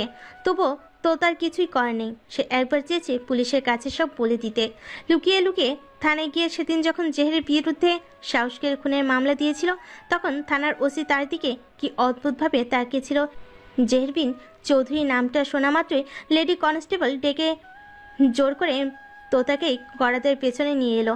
কি যে চিৎকার করছিল তোতা, কিন্তু কোনো লাভই হলো না। এর ঘণ্টাখানেক পর যখন জেহের নিচে এলো, তখন ওসি নিচে এসে লকআপ খুলে দিল তোতার। এরপর আবার মাথা নামিয়ে তোতাকেই বলল, সরি ম্যাম। সেদিনের ঘটনা আজও বুঝতে পারেনি তোতা। সেদিন সে দেখেছিল জেহেরের আরেকটা রূপ। কি বিভৎস ছিল। হুট করে হেসেছিল, আবার হুট করেই রেখে গেল। সেদিন জেহেরি ইচ্ছে করে তোতাকে নিয়ে গেছিল তার গুপ্ত পটভূমিতে। প্রায় 3 ঘন্টা সময় লাগিয়ে তোতার সামনে প্রায় 20-এর অধিক লোককে কেটে কুচি কুচি করেছে নিজ হাতে। তোতা সেদিন পায়নি শুধু ওই বিভৎস ঘটনার সামনে থেকে দৌড়ে পালিয়ে যেতে, কারণ যে নিজ হাতেই তোতার পা বেঁধে রেখেছিল। সেদিন বারবার তোতার মনে হচ্ছিল এই লোকটার পরেই জেহের তাকেও এইভাবে কাটবে, অস্তিত্ব বিলীন করে দেবে ছোট্ট তোতা পাখির। এত কিছু সহ্য করতে না পেরে জ্ঞান হারিয়েছিল তোতা। এরপর থেকে সে জেহেরকে জমের মতো ভয় পায়। মনে আর ইচ্ছে জাগে না কাউকে জেহেরের আসল রূপের কথা জানাতে। সামনে পড়লে যত দ্রুত সম্ভব তোতা প্রস্থান করে জেহেরের সামনে থেকে। ভার্সিটি থেকে ফিরেই ড্রয়িং রুমের সোফায় একটু গা এলিয়ে দিল তোতা। বাইরের ভ্যাবসা গরমে শরীরের সকল অস্থিমজ্জায় ক্লান্ততা এসে নেমেছে। সাথে এসে 1 গ্লাস ঠান্ডা লেবুর শরবত এনে দিল তোতার সামনে। হালকা হাসলো তোতা। এই মুহূর্তে এটারই খুব দরকার ছিল। তার গ্লাসটা হাতে নিয়ে এক চুমুক দিতেই সামনে তাকিয়ে দেখলো তার মেজো চাচা এসে বসেছে সোফায়। ঠোঁটে মুচকি হাসি নিয়ে তিনি তোতাকে বলল, ক্লাস শেষ তোতা? চাচু, যা গরম পড়েছে না বাইরে, কি বলবো। রে, তাই তো আমিও আজ চলে এলাম অফিস থেকে, সেখানেও শান্তি নেই। তোতা দম নিয়ে শরবতটা শেষ করে বলল, এখন গরম পড়েছে ঠিকই, রাতে দেখো ঝুমঝুমি বৃষ্টি নামবে, আবহাওয়ার খবর। তোতার চাচাও তাল মেলালো তার কথায়। কথোপকথনের এক পর্যায়ে এসে চাচার ফোনটা বেজে উঠল। ফোন হাতে নিয়ে তিনি বলল, দেখ, তার আব্বু কল করছে। এই কথা শুনে তোতা উৎফুল্ল হয়ে পড়ল। ও, আজ সকালে ফোন দিলাম আব্বুর ফোনে, তুললো না তখন। চাচু, আমিও একটু কথা বলবো। ফোন রিসিভ করে তিনি লাউডে দিয়ে মাত্র বলতে যাবেন, নে আগে তোতার সাথে কথা বল। তার আগে ফোনের ওপাশ থেকে কন্দনরত আওয়াজ ভেসে এলো তোতার বাবার। ভাঙ্গা কণ্ঠে বলেন, ভাইজান, তোতা মায়ের আম্মু আর নেই। ছোট্ট একটা কথা, অথচ তোতার পুরো দুনিয়াটা ঘুরিয়ে দিতে সক্ষম হলো। আম্মু নেই, আম্মু নেই, আম্মু নেই। কথাটা যেন বারবার কানে বাজতে লাগলো তোতার। বিশ্বাস কথাটাকে তুচ্ছ মনে হচ্ছে। টইটুম্বুর চোখে চেয়ে আছে মোবাইল ফোনটার দিকে, হাতে তুলে নেওয়ার সাহস পাচ্ছে না। পাশে আবার যদি সেই একই কথাটা ভেসে আসে। হুট করে চিৎকার করে উঠল তোতা, নিজের সর্বশক্তি দিয়ে চিৎকার করলো, বারবার বলতে লাগলো, আব্বু, তুমি মিথ্যা বলছো। আম্মু কি করে না থাকে? আম্মু তো আমার সাথে অনেক কথা বাকি, কত কত কিছু করা বাকি, সব না করে বলে কি হলো আম্মু আর নেই? আমি মানি না, মানি না আমি। তোতাকে সামলাতে সাথী আর রুহিও হিমশিম খেয়ে উঠল। চাচা ভাঙ্গা কণ্ঠে বলল, তো তোর মায়ের কথা আমরা সবাই আগে থেকেই জানতাম তোতা, শুধু তোকেই বলা হয়নি। তোর মায়ের দুটো কিডনি ড্যামেজ হয়ে গিয়েছে, তুই এখন চলে আসার পর হসপিটালে ছিল, আর আজ শেষ নিঃশ্বাস ত্যাগ করলো। তোতা যেন রইসই শোনার অবস্থা নেই, চিৎকারে মাতিয়ে তুলছে পুরো বাড়িখানা। আম্মু হারিয়েছে সে, যার থেকে সে এসেছে তাকেই হারিয়েছে তোতা আজ। কি করে সইবে সে? চাচা নীরবে সয়ে গেলেন তোতার হাহাকার। সয়ে এসে রোহানকে কল দিয়ে বলল, এক্ষুনি রাজশাহীর উদ্দেশ্যে রওনা দিব আমরা। 5.5 ঘন্টার পথ কোনো মতে দ্রুততার সহিত 5 ঘন্টায় অতিক্রম করলো রোহান। সন্ধ্যা ঘনিয়ে এসেছে প্রায়। রাজশাহীর সুন্দর প্রতিবারই নিজের এলাকার মন মাতানো সৌন্দর্য দেখে মুগ্ধ হয় তোতা। যে আসে তাতে এটা ওটা দেখায়, কিন্তু আজ আর তার মুগ্ধ হওয়ার জো নেই। চোখের সামনে আজ শহর গ্রামের সম্মিলিত সৌন্দর্য নয়, বরং বারবার করে আম্মুর হাসি মুখটা ভেসে উঠছে। আর যে কিছুর হদিস নেই আজ। শহর ছড়িয়ে ছায়ানটার ঘেরা গ্রামের মধ্যে এসে পরিচিত বাড়িটির সামনে থামলো তোতাদের গাড়ি। গাড়ি থামতে দেরি তোতার বাড়ির ভেতর ছুটে আসতে দেরি হলো না। আশপাশের লোকজনে ভরপুর বাড়িখানা। বাড়ির উঠোনে জটলা পাকিয়ে আছে কত মানুষজন। সে জটলা ডিঙ্গিয়ে ভেতরে প্রবেশ করলো কান্নারত তোতা। তোতাকে এভাবে ছুটে আসতে দেখে বুকের ভেতরটা সেট করে উঠল জেহেরের। সে আরও আগেই এসে সামলেছে এই দিকটা, নিজেকে প্রস্তুত করেছিল তোতা পাখিকে সামলাবে বলে, কিন্তু মেয়েটার একই অবস্থা, এলোমেলো, সবটা এলোমেলো ঠেকছে যেন। জেহের তা কল্পনা করেনি মেয়েটা এতটা ভেঙে পড়েছে। নিজেকে সামলে নিল জেহের। না, তাকে শক্ত থাকতে হবে এবং তোতাকেও নিজের সামলে নিতে হবে, এটা যত দ্রুত হোক না কেন। জটলা ঠেলে যখন তোতা পুরোপুরি সামনে এসে দাঁড়ালো, তখন চোখের সামনে কাফনে মোড়ানো লাশগুলো দেখার সাথে সাথে আকাশে বজ্রপাত হলো হুঙ্কার দিয়ে। তারই সাথে সাথে যেন বৃষ্টিবিহীন তাণ্ডব চলো তোতার মন মস্তিষ্ক জুড়ে। আর কত সইবে সে? এতটা কি করে সইবে? পালো না তো তোতা।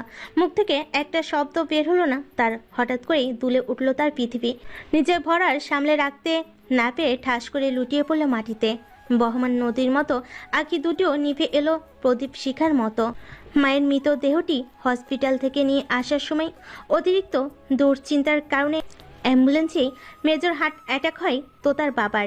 অ্যাম্বুলেন্সের ভেতরেই ওই মুহূর্তে আর কেউ উপস্থিত না থাকায় সাথে সাথেই কোনো প্রকার চিকিৎসাও দেওয়া হলো না তাকে। অ্যাম্বুলেন্সটি যখন বাড়িতে এসে থামলো, তখন গ্রামের বাকিদের চোখে পড়ল অ্যাম্বুলেন্সের ভেতর লুটিয়ে পড়ে থাকা তোতার বাবাকে। তড়িঘড়ি করে হসপিটালে নিয়ে গেলেও শেষ রক্ষাটা আর হলো না। তিনিও ঢলে পড়লেন মৃত্যুর কোলে। কথাটা ঠিকই গাড়িতে থাকা অবস্থায় তোতার চাচার কানে গিয়েছিল। বড় ভাইয়ের পর এবার ছোট ভাইটাও তাকে একরাশ দুঃখ দিয়ে বিদায় নিল পৃথিবী থেকে। অন্তরের কষ্টে কান্নারা যখনই উপচে পড়তে নিবে, তখনই গাড়িতে বসে কাঁদতে থাকা তোতার পানে সে ভেতরে রেখে দিল কথাখানা। দ্বিতীয় দফায় মেয়েটাকে কষ্ট দেওয়ার সাহস হলো না তার। ভাবলো একেবারে বাড়ি ফিরে গিয়েই সবটা জানুক।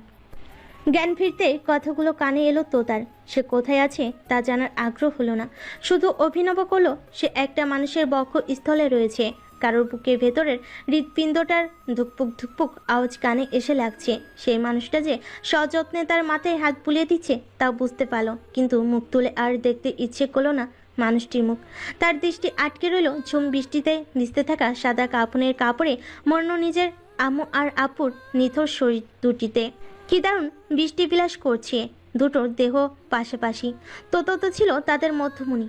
আচ্ছা, আজ কেন তোতার প্রাণ পাখিটা এত স্বার্থপরতা করলো? কেন আজ প্রাণবিহীন দুটি মানুষের মধ্যমণি হয়ে সেও বৃষ্টি বিলাস করতে পারছে না? কানে আসছে কতজনের কথা। আলোচনা চলছে তোতার বাবা মায়ের দাফন করা নিয়ে। চাচারা উদ্যত হয়েছে তাদের কবর ঢাকার বাড়ির কবরস্থানে দিতে। তা শুনি তোতা আগের মতো থেকে নির্জীব কণ্ঠে বলল, আব্বু, আম্মুর কবর এখানেই হবে, পুকুর পাড়ের ধারে, বাঁশ ঝাড়ের নিচে। এতক্ষণ কথায় ব্যস্ত থাকে কেউ বুঝতে পারেনি কখন তোতার জ্ঞান ফিরেছে। এখন তোতার কণ্ঠ শুনে সবাই উদ্বিগ্ন হয়ে তাকালো তোতার দিকে। বিবর্ণ মুখশ্রী মেয়েটা এখন আর কিছুক্ষণ আগের মতো চিৎকার দিয়ে কাঁদছে না। কেমন যেন শান্ততা ঘিরে ধরলো তাকে। উঠোনে নিবদ্ধ চোখ দুটি যেন সৌন্দর্য নেই। যে যখন নিজের বুকে লেপ্টে থাকা তোতার কোন মুখশ্রীর দিকে তাকিয়ে কোমল কণ্ঠে একবার ডাকলো, তোতা পাখি। তবুও তোতা চেয়ে দেখলো না তাকে, দেখতেও চাইল না সে কারোর শরীরের সাথে লেপ্টে পড়ে আছে। শুধু বলল, আব্বুর এই জায়গাটা অনেক প্রিয়। সময় পেলেই বাঁশঝাড়ের নিচে বসে শীতল হাওয়া গায়ে মাখিয়ে ছিপ ফেলে মাছ ধরত। যখন জিজ্ঞেস করতাম সব সময় ওখানেই কেন যাই, তখন আব্বু হেসে বলতো জায়গাটা আব্বুকে খুব টানে। ওই জায়গায় আব্বুর প্রশান্তি অনুভব হয়। মৃত্যুর পরও যেন আব্বু ওই জায়গাটা থেকে শীতল হাওয়া গায়ে মাখিয়ে মন প্রশান্ত করতে পারে। আর আম্মু, সে তো আব্বুর সঙ্গ পেলেই দুনিয়ার শান্তি। তোতার কথাগুলো চুপচাপ শুনলো সবাই। তার কথা শেষ হলো, কেউ যখন কিছুটি বলল না তখন যে সবার দিকে তাকিয়ে বলল, এখানেই ব্যবস্থা করো, ঢাকা নেওয়া লাগবে না। মুষলধারে বৃষ্টির মাঝেই রাতের প্রায় 10:30টার দিকে দাফন কার্য সম্পূর্ণ হলো তোতার বাবা মায়ের। তোতা সেই আগের মতোই নিশ্চিপ হয়ে বসে বসে এক দৃষ্টিতে তাকিয়ে রইল শুধু। দাফনের পরে জেরের ইশারায় তোতাকে কোনো মতে তুলে ঘরে নিয়ে এলো সাথী। তোতার মায়ের গুছানো সংসার সবারই চোখে পড়ার মতো। কিন্তু মানুষটাই যে নেই। রাতের প্রায় মধ্যভাগ, ক্লান্ত তার ভারে চোখের পাতায় ঘুম হানা দিল সবারই। ঘুম নেই জেহেরের চোখে। না, তার চাচা চাচির জন্য কষ্ট হচ্ছে না। এমন কতগুলো প্রাণী না নিজের হাতে শেষ করেছে সে, কিন্তু তাকে ভাবিয়ে তুলছে তার তোতা পাখির চুপচাপ মূর্তিটা। ফ্যাকাশে মুখটা বারবার চোখের পাতায় হানা দিচ্ছে জেহেরের। বিছানায় এপিট ওপিট করে উঠে বসলো সে। পাশ ফিরে তাকিয়ে দেখলো রোহান ঘুমে কাবু। সারাদিন ছেলেটা খেটেছে বেশ। তোতাদের ঘরে বেডরুম দুটো মাত্র, সামনে একটা ডাইনিং স্পেসে খাট রাখা, সেখানে ঘুমিয়েছে জেহের আর রোহান। তোতাকে একা চায়নি, সাথী আছে তার সাথে একটা রুমে। আর একটাই তোতার চাচা রয়েছে, চাচি আর রুহি আসেনি। অশান্ত মনটা বারবার করে তোতা পাখিকে দেখতে চাইছে, কিন্তু এত রাতে হয়তো ঠিক হবে না ওই ঘরে যাওয়া। সাথী আছে সেখানে, তাই ভেবো জেহের তবুও এবার শুধু সামনে থেকে হেঁটে আসতে নিল রুমটার। হঠাৎই খেয়াল করলো বাড়ির সদর দরজাটা খোলা। এটা দেখে যে দ্রুত পায়ে আবার গিয়ে দাঁড়ালো তোতা আর সাথীর রুমের সামনে। একটু ভালো করে খেয়াল করতেই বুঝলো এই রুমে দরজাটাও ভিড়িয়ে রাখা শুধু। আর কিছুটি চিন্তা না করে বৃষ্টি মাথায় নিয়ে ছুটলো তোতার বাবা মায়ের নতুন কাদামাটির কবরের কাছে। আজ বৃষ্টিও যেন তালে তালে কান্না করছে দুঃখে। আচ্ছা, তোতা পাখির কান্নাগুলো কি বৃষ্টি হয়ে এমন ঝরে পড়ছে পৃথিবীর বুকে? যে ভাবনাটাই ঠিক হলো। সামনে এগুতে চোখে পড়লো সদ্য কাদামাটি যুক্ত কবর দুটির মাঝখানে চিত হয়ে শুয়ে আছে তোতা। বৃষ্টির কণাগুলো বারে বারে ছুঁয়ে দিচ্ছে তার সম্পূর্ণ অঙ্গ। চোখের পাতায় টুপটাপ পড়ছে বৃষ্টিকণা। কোনো প্রকার শব্দ নেই, কোনো কান্নার আওয়াজ নেই, শুধু দৃষ্টিতে বাড়ি খাচ্ছে মাটিতে লেপ্টে থাকা তোতা। বিষণ্ণ হৃদয়ে মেয়েটা আজ এখানে আসার পর একটুও কাঁদলো না করলো একটি চিৎকার। পাথর বনে শুধু চেয়ে চেয়ে দেখলো সবটা। জেহের ঢোক গেল। কতক্ষণ ধরে মেয়েটা এই বৃষ্টির মাঝে এখানে শুয়ে আছে? দ্রুত পায়ে এগিয়ে গিয়ে জেহের হাতে টান দিয়ে তুলো তোতাকে, কণ্ঠে হালকা ধমকের মতো করে বলল, এই মেয়ে, পাগল হলে তুমি? এই রাতে এখানে একা কেন এসেছো? ভয় করছে না তোমার? তোতা উঠে বসলো। জেহেরকে দেখে কি অবাক হলো বোঝা গেল না ঠিক, শুধু এক অদ্ভুত দৃষ্টিতে তাকিয়ে দেখেই গেল জেহেরকে। জের ব্যস্ত হয়ে হাত দিয়ে পরিষ্কার করতে লাগলো তোতার চুলের পিছনে লাগা কাদামাটি। ভয় করবে কেন? এই যে আমার আম্মু আছে, আব্বু আছে এখানে। জের হাত থামিয়ে তাকালো তোতার দিকে। মেয়েটা টলছে, চোখে ঘুম হানা দিতে চাইছে, কিন্তু মাথার ভেতর দলা পাকিয়ে থাকা যন্ত্রণাগুলো যে তাকে ঘুমোতেও দিচ্ছে না। জের আর বাক্য বিনিময় করলো না, আর না শুনলো তোতার কোনো কথা। নিজ উদ্যোগেই পাজকলে তুলে নিল তোতাকে। তোতা আজ এতেও বাধা দিল না, আর না কিছু বলল। অথচ অন্য সময় হলে পক পক করতে করতে কান পচিয়ে ফেলতো জেহেরের। ঘরে ফিরেই জেহের নিজে খুঁজে খুঁজে তোতার জামা কাপড় এনে ওর হাতে ধরিয়ে বলল, চেঞ্জ করে এসো। এই কথাটিও যেন তোতা রবটের মতো শুনল। কোনো দিকে না তাকেই জামা সেইটি হাতে নিয়ে ওয়াশরুমে ঢুকে গেল। একটিবারও খেয়ালও করলো না জেহেরের দিকে, জিজ্ঞেসও করলো না সে চেঞ্জ করবে কখন। তোতার যাওয়ার পানে তাকিয়ে দীর্ঘ এক নিঃশ্বাস ফেললো জেহের। কেটে গেল 2টো দিন। এই 2টো দিন বাকিদের কাছে স্বাভাবিক নিয়মে গেলেও তোতার কাছে ছিল বিভীষিকাময়। মনের হাঁসফাঁস যন্ত্রণারা দিন দিন বাড়ছেই। আজ 2টো দিন বাবার সাথে আর ফোন আলাপ হয় না। বাবা আর উচ্ছ্বাসিত কণ্ঠে জিজ্ঞেস করে না, কেমন আছি আমার তোতা মা? এই যে বাড়িতে আছে কেমন যেন একা। আগে তো মা সারাটাক্ষণ তোতা তোতা করে ডাকতো, আজ 2 দিন সেই ডাকটাও কানে আসে না তোতার। 2টো দিন রাজশাহী থাকলেও কাজে চেপে আবারও সবাইকে ফিরতে হবে নিজেদের ব্যস্ত শহরটিতে। তাই তো সাথী এসে নিজেই তোতার জিনিসপত্র গুছিয়ে নিতে লাগলো। আর কবেই বা আসা হয় এখানে? মেয়েটার যে এখানে আপন বলতে আর কেউই নেই।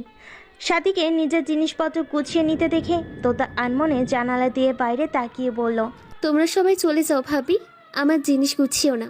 সাথী তোতার কথায় হাতের কাজটা থামিয়ে এগিয়ে এসে জিজ্ঞেস করলো, কেন তোতা? তোমার জিনিসগুলো তো পরে প্রয়োজন হতে পারে তোমার। আমি আর ঢাকা যাব না ভাবি। সাথী ব্যস্ত হয়ে পড়ল, কি বলছো তোতা? ঢাকা যাবে না তো কি করবে এখানে একা?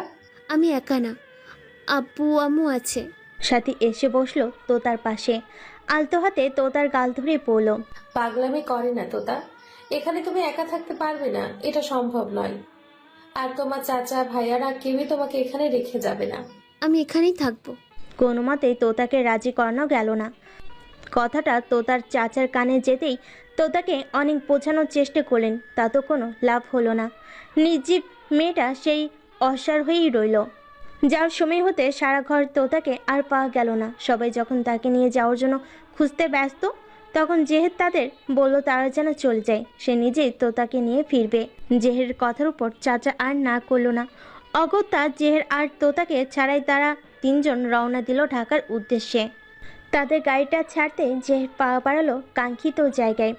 এই কয়দিনে তোতা প্রায় সময়ই পড়ে থাকতো নতুন 2টি কবরের কাছে। আজও সেখানেই তোতাকে দেখতে পেয়ে জেহের একটু উচ্চস্বরে ডাকলো, তোতা উঠো, এবার ফিরতে হবে। তোতা কি শুনলো তার কথা? কই, কোনো নড়চড় তো হলো না।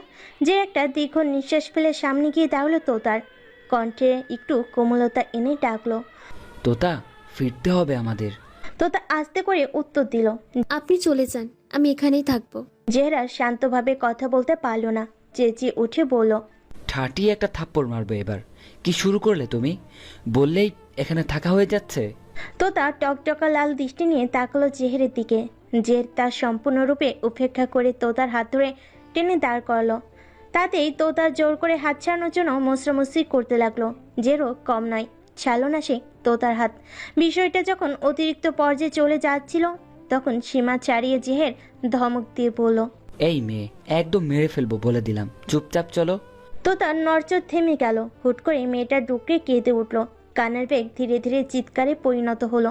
ভেতর থেকে হাহাকারগুলো যেন বেরিয়ে এলো তার। জের শান্ত হলো, একটানে নিজের বুকে জ্যাপটে ধরলো তার তোতা পাখিটাকে। তোতাও যেন কতগুলো দিন পর একটি বিশ্বস্ত প্রশস্ত বুক পেল। নিজের সবটুকু শক্তি দিয়ে জড়িয়ে ধরলো জেহেরকে। জেহের বুকে মুখ চুবিয়ে কানরত কণ্ঠে চেঁচিয়ে বলতে লাগলো বুকের ভেতরে জমে থাকা কথাগুলো, আমি কি করে থাকবো আব্বু আম্মুকে ছাড়া? এত স্বার্থপর কি করে হলো তারা? দুজনে একসাথে আমায় একা রেখে চলে গেল। একবারও আমার কথা ভাবলো না। আমি কি করে থাকবো একা? আমি কি করে থাকবো আপুর আদর ছাড়া? কি করে বাঁচবো আমি? জের একটা কথাও বলল না। সে তো জানে মা বাবাহীন জীবনটা কতটা যন্ত্রণার। এই যন্ত্রণাটা সে যে 8 বছর বয়স থেকে পেয়ে আসছে। পারল না তোতার প্রশ্নগুলোর উত্তর দিতে, শুধু আগলে নিল। মাথায় একরাশ ভরসার হাত বুলিয়ে দিল তোতার মাথায়। একটু পর তোতার শরীরের ভর যখন পুরোপুরি জেহেরের দখলে, তখন ওভাবেই তোতাকে পাজা কোলে তুলে নিল জেহের। গাড়ির ফ্রন্ট সিটে বসিয়ে নিজের সিট বেল্টটা বেঁধে দিল তোতার। তারপর নিজে গিয়ে ড্রাইভিং সিটে বসে পড়ে। গাড়ি প্রস্থান করে। বাড়িটা চোখের আড়াল হতেই আবারও ফুপিয়ে কেঁদে উঠল তোতা। বাইরে তাকিয়ে যে দেখলো এক হাত দিয়ে তোতাকে টেনে নিজের সাথে জড়িয়ে ধরল। তোতার এলোমেলো চুলে ভর্তি মাথাটা নিজের বুকে যত্ন করে নিয়ে ঠেকে মাথায় হাত বুলাতে বুলাতে বলল, একটু ঘুমানোর চেষ্টা করো তোতা। আর বাক্য বিনিময় হলো না। জেহেরও এক হাত দিয়ে ড্রাইভ করতে করতেই সামলে নিল তোতা পাখিকে। একটু পর সত্যি ক্লান্ততাই তোতার চোখে ঘুমের রাজ্য নেমে এলো। ঘুমে আষ্টে পিষ্টে জড়িয়ে ধরে রইল জেহেরকে। দীর্ঘ 5 ঘন্টা পথ তোতা সরল না জেহেরের থেকে। ঘুম ভাঙলেও সরে যাওয়ার প্রবণতা দেখা দিল না তোতার মধ্যে। জেহেরও সরাল না তাকে নিজের থেকে। সরাবেই বা কেন? পেয়সীর থেকে দূরত্ব যে কখনোই চায় না সে। দীর্ঘতম পথ, নিজের বুকে পেয়সীর মাথা, সে এক অন্যরকম অনুভূতি। হয়তো প্রেমে না পড়লে বোঝা দেয়। সকালে ঘুম ভাঙতে জেহেরের কানে এসে লাগলো চেঁচামেচি। তবুও ততটা গুরুত্ব না দিয়ে উঠে ফ্রেশ হয়ে নিচে নেমে এলো সে। এসেই যা দেখলো তার জন্য মোটো সে প্রস্তুত ছিল না। চাচি এক নাগারে তোতাকে বাজে বাজে কথা বলে যাচ্ছে। তা দেখে জেহেরের মাথার দুপাশের রগগুলো ফুলে উঠেছে। তবুও নিজেকে সংযত করার চেষ্টা করে এগিয়ে গিয়ে চাচিকে বলল, কি হয়েছে? চাচি অগ্নি দৃষ্টি তোতার থেকে সরিয়ে জেহেরের দিকে তাকিয়ে বলল, এই মেয়েকে আজই এই বাড়ি থেকে চলে যেতে হবে। বুড়ো জোড়া কুচকে এলো। সাথী এগিয়ে এসে বলল, দেখুন না ভাইয়া, সেই কখন থেকে আম্মা তোতার সাথে কি শুরু করেছে। মেয়েটার মনের অবস্থাও ভালো নেই এখন। সাথীর কথাই মহিলা চেঁচিয়ে বলল, তুমি চুপ করো। আরও এই বাড়িতে এখন থাকবে কেন? এতদিন ওর মা বাবা বেঁচে ছিল, ওর খরচ পাঠাতো। এখন যেহেতু তারা নেই, তাহলে ওকে কেন শুধু শুধু আমার স্বামী খাইয়ে পরিয়ে রাখবে? সাথী বৌমা হলেও দমে যাওয়ার নয়। সত্যর কথা সে ঠিকই বলবে। শাশুড়ি মুখের উপরেই বলল, আম্মা তোতা এই বাড়িরই মেয়ে। রুহির যতটা অধিকার আছে এই বাড়িতে, ঠিক ততটাই অধিকার আছে তোতারও। আর আব্বা না খাওয়ালেও ও ওর ভাগের সম্পত্তি নিয়ে থাকবে এখানে। না, থাকতে পারবে না। আর সম্পত্তি? কিসের সম্পত্তি? ওর বাবাকে আমার শ্বশুর মশাই সেই কবেই ত্যায্যপুত্র করেছে। আজ এত বছর পর ওর মেয়ে এসে সম্পত্তি চাইলেই কি পেয়ে যাবে? সাথী আবারও বলে উঠল, ছি আম্মা, আপনি এত নিকৃষ্ট। একটিবার সদ্য অনাথ হওয়া মেয়েটার কথা ভাবছেন না? আর আব্বার সামনে কেন কথাগুলো বলেননি আপনি? যে না আব্বা কাজে গেল অমনি আপনি এত বাজে রূপ দেখাতে শুরু করে দিয়েছেন, তাই না? আমি এত শত কথা বুঝি না। এই মেয়েকে আর আমি আমাদের বাড়িতে রাখতে পারবো না, ব্যাস। বলে মহিলা তোতার দিকে তাকিয়ে আবার চেঁচিয়ে বলল, এই মেয়ে, এখনো দাঁড়িয়ে আছিস কেন তুই? নির্লজ্জ মেয়ে, কখন থেকে বলছি বেরোতে, তাও বাঁশের মতো দাঁড়িয়ে আছে। তোতার দিকে তাকাতে জেহের দেখতে পেল তোতা পাখির মুখের দৃষ্টি তার দিকে নিবদ্ধ। তোতা কি এই মুহূর্তে তাকে ভরসা করছে? হয়তো। না হলে কি এই দৃষ্টি মিথ্যা বলে? জেহের কিচ্ছুটি না বলে নিজের বাঁ হাতে আঁকড়ে ধরল তোতার নরম ডান হাতটি। চোখের ইশারায় বোঝালো চল। তোতাও বুঝলো। তাই তো নিজেই হাঁটে ধরলো জেহেরের সাথে। সদর দরজা অব্দি যেতেই পেছন থেকে ভেসে এলো চাচির মুখ ভেঙচিয়ে বলা একটি কথায়, হ্যাঁ, যেমন মা তেমনই হয়েছে মেয়েও। মা যেমন আমার দেবরকে ফাঁসিয়ে এই বাড়ি ছাড়া করেছে, তেমন মেয়েও এখন ঝুলছে জোহরের গলায়। বাজে পল্লী মেয়ে লোক কোথাকার। কথাটাই এমন কি ছিল জানা নেই, কিন্তু মুহূর্তেই তোতার ভাবমূর্তি পরিবর্তন করে দিতে পারলো সেটি। হুট করে তোতার জেহেরের থেকে ঝামটা মেরে হাত ছাড়িয়ে তেড়ে গিয়ে কেউ কিছু বুঝে ওঠার আগে দেওয়ালের সাথে লাগিয়ে গলা চেপে ধরল চাচির। হিসিস করে রক্ত চক্ষু নিয়ে বলল, আমায় যা ইচ্ছে বলুন, কিন্তু আমার মা বাবাকে নিয়ে আর একটাও বাজে কথা বললে একদম জানে মেরে ফেলবো আমি। তোতার জম বিভৎস রূপখানা মহিলা সহ্য করতে পারল না। তোতাকে ছাড়ানোর আপ্রাণ চেষ্টা করতে লাগলো, কিন্তু পারছে না। যেন অসুরী শক্তি ভর করেছে তোতার উপর। অবস্থায় বেকুতিক দেখে সাথী এসে তোতাকে সরানোর চেষ্টা করতে উদ্যত হলো, কিন্তু সেও পারছে না। এই সবটাই জের আরামসে বুকে দু হাত গুজে দাঁড়িয়ে দাঁড়িয়ে দেখছে, যেন খুবই মজার ঘটনা ঘটছে এখানে। একটু পর তোতা নিজেই ছেড়ে দিল চাচিকে। ঢোক গিলে উল্টো ফিরে গিয়ে জেহেরের হাত ধরে নিজের টানতে টানতে বাইরে নিয়ে গেল তাকে। জেহের বাধা দিল না, বরং কিছুটা খুশি হলো বটে। আমাকে রাজশাহী যাওয়ার ব্যবস্থা করে দিতে পারবেন? হাঁটতে হাঁটতে তোতা যখন কথাটি বলল, তখন জের হাঁটা থামিয়ে তাকালো তার দিকে। কিছু না বলে তোতার ধরে রাখা হাতটা ছেড়ে দিল হুট করে। এরপর নিজের গাড়ির কাছে গিয়ে এদিক ওদিক তাকিয়ে একটা সার্ভেন্টকে ডেকে বাড়ির ভেতর থেকে গাড়ির চাবি আনালো। এরপর তোতাকে গাড়িতে উঠতে বলে নিজের গাড়ি স্টার্ট দিল। কিছুক্ষণ পর হাই রোড থেকে গাড়িটা অন্য পথে যাচ্ছে দেখে তোতা ফিরে তাকালো জেহেরের দিকে, জিজ্ঞেস করলো, এটা তো রাজশাহীর পথ নয়। কোথায় যাচ্ছি? তোমার জামাইয়ের বাড়ি। জেরের হেয়ালিপূর্ণ কথাটা আগে হলে তোতা ঠিক কিছু না কিছু একটা উত্তর দিয়ে দিত, কিন্তু এই মুহূর্তে কথা বলাই ইচ্ছে হলো না তার। মনের বিষণ্ণতা ঘিরে ধরেছে যেন তাকে। চুপ করে দেখতে লাগলো জের কোথায় যাই। বেশ কিছুক্ষণ পর জের একটা ডুপ্লেক্স বাড়ির গেট ধরে ঢুকলো।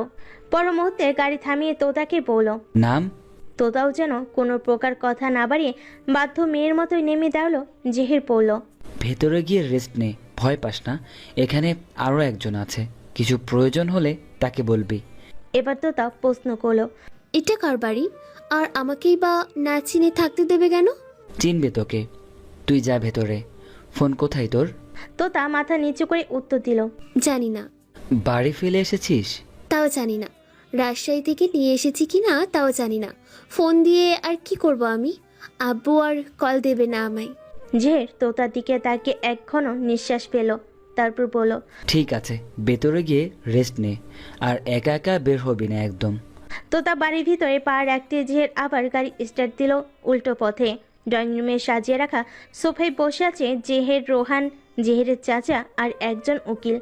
একপাশে দাঁড়িয়ে মেজো চাচি রাগে ফুঁসছেন, না ফিরে তিনি বলেই বসলেন, এসব কি জেহের? ওই মেয়েকে বের করে দিয়েছি বলে তুই আজই সম্পত্তি ভাগ করতে বসলি? যে শুধু চোখ উঁচিয়ে দেখলো একবার মেজো চাচিকে, কিছু বলতে হলো না। তার আগেই চাচা তাকে ধমক দিয়ে বলল, তুমি চুপ করো, লজ্জা করে না এখন কথা বলতে? আমার মৃত্যু ভাইয়ের মেয়েটাকে কি করে পারলে এভাবে বের করে দিতে? ছি! যে এবার চাচার উদ্দেশ্যে বলল, চাচা, এখন এসব থাক, কাজটা আগে শেষ করা দরকার। চাচা এবার জেহেরকে কোমল কণ্ঠে বলল, দেখ জেহের বাবা, তো তামাকে নিয়ে আয় তুই। মেয়েটার মনের অবস্থা ভালো না, কি করে থাকবে একা একা? যদি মানসিক চাপে পড়ে নিজের ক্ষতি করতে চায়?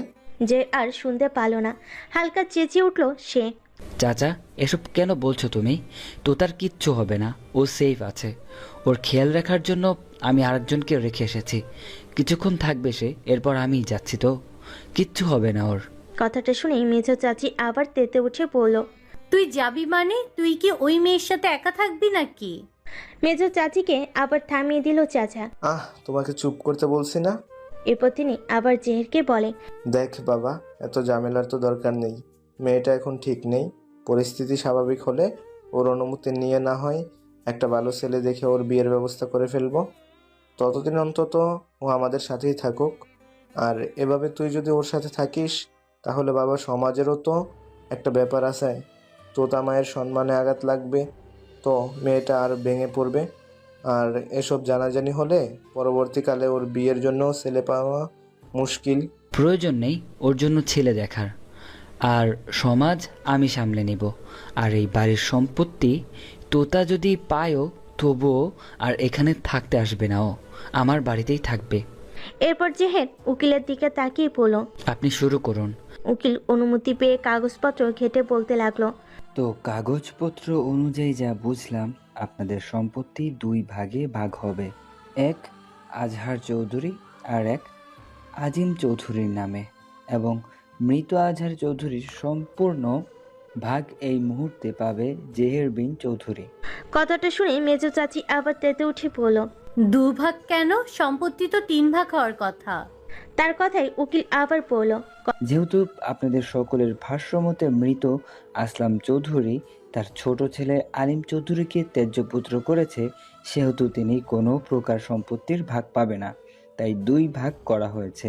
কথাটা শুনে মেজো চাচি বলল, হ্যাঁ সেটা তো জানি, কিন্তু তার ভাগের সম্পত্তিটা কোথায় গেল? তার ভাগের সম্পত্তিকে আবার 2টো ভাগ করে আজিম চৌধুরী আর জেহের বিন চৌধুরীর সম্পত্তির সাথে যুক্ত করা হলো। এটা কেমন কথা? তার ভাগের সম্পত্তি কেন আবার 2 ভাগ হবে? এটা হওয়ার কথাই না। আর পুরো সম্পত্তি তো 3 ভাগ হওয়ার কথা। একটা আমার রোহনের নামে, একটা রুহির নামে, আর 1 ভাগ জেহেরের নামে। কথাটা শুনে কুরুর হাসলো জেহের। সোফায় হেলান দিয়ে পায়ের উপর পা তুলে বসে বলল, আমাদের দাদা সাহেব তার সম্পত্তি তার ছেলেদের মাঝে ভাগ করতে বলেছে, নাতি নাতনিদের মাঝে নয়। সেই অনুযায়ী অর্ধেক সম্পত্তি আমার। চাচি চরম খেপে গেল, নেকি সুরে বলল, তোর তো নিজস্ব আরো কত কত সম্পত্তি আছে জেহের, তারপরেও তুই এই বাড়ির বাড়তি ভাগটা নিবি? আমার রোহন আর রুহির কথাটাও একটু ভাব। তো তাই বলে আমি আমার বাবার ভাগের সম্পত্তি ছেড়ে দেব? Not at all. আমি দানে অভ্যস্ত নই। চাচা রোহান, তোমাদের কোনো বাড়তি কিছু বলার আছে? চাচা বলল, না রে বাবা, ঠিকঠাক সব কিছু হচ্ছে, এতে আবার আর কার কি বলার থাকবে। রোহানও বলল, আমি সন্তুষ্ট। যতটুকু পেয়েছি তাতে আমি আমার বউ বাচ্চা নিয়ে ঠিক চলতে পারবো আরাম করে। আর প্রয়োজন নেই শুধু শুধু নেওয়ার। ঠিকভাবে এই ভাগটা হোক। জের মুচকি এসে উকিলকে ইশারা দিতে তিনি তার সমস্ত কাগজপত্র রেডি করে দিল। সই করার মাধ্যমে যার যার সম্পদ সে গ্রহণ করলো। এরপর জের উকিলকে জিজ্ঞেস করল, আপনাকে আরেকটা পেপারের কথা বলেছিলাম যে? উকিল নিজের ব্যাগ থেকে আরেকটা পেপার বের করতে করতে বলল, হ্যাঁ স্যার, আমি রেডি করেই এনেছি, আপনি শুধু পড়ে নিয়ে একটা সাইন করে দিলেই হবে। জের পেপারটা হাতে নিয়ে চোখ বুলিয়ে দেখলো। চাচি আবার জিজ্ঞেস করলো, এটা কিসের কাগজ?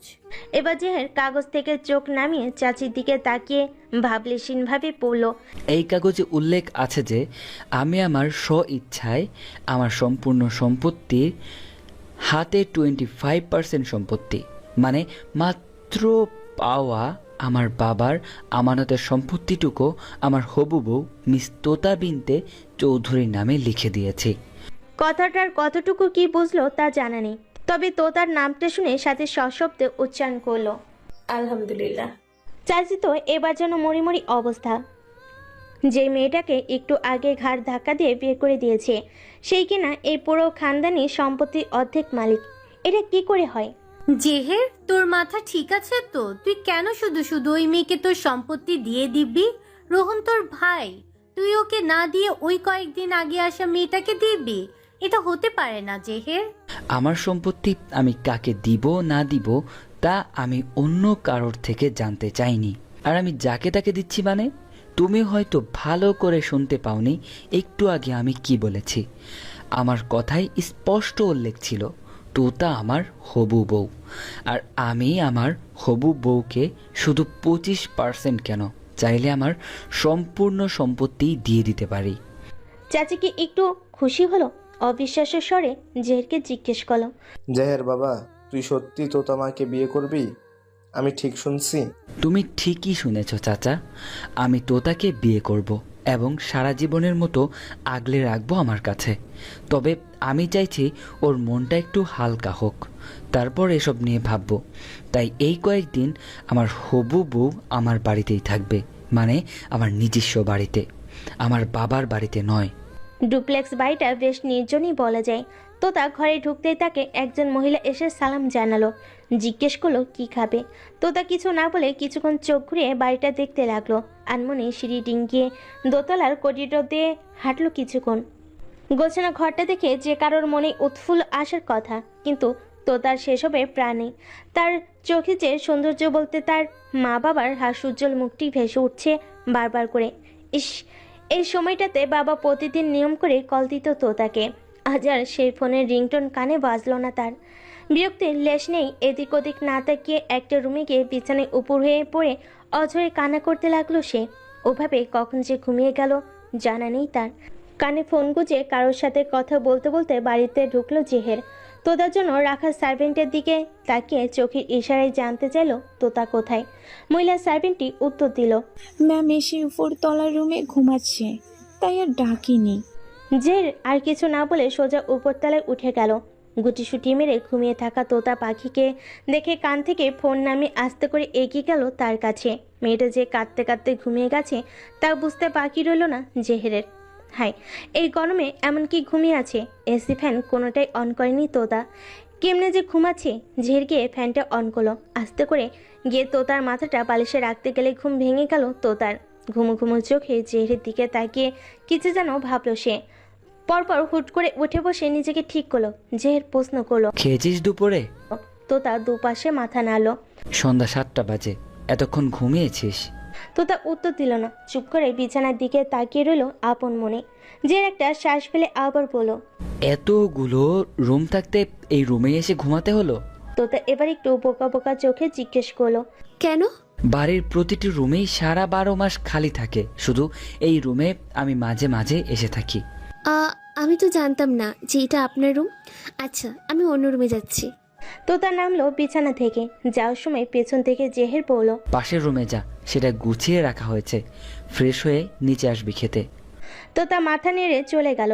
ফ্রেশ হয়ে নিচে নেমে দেখলো যে নিজে খাবার রেডি করছে টেবিলে।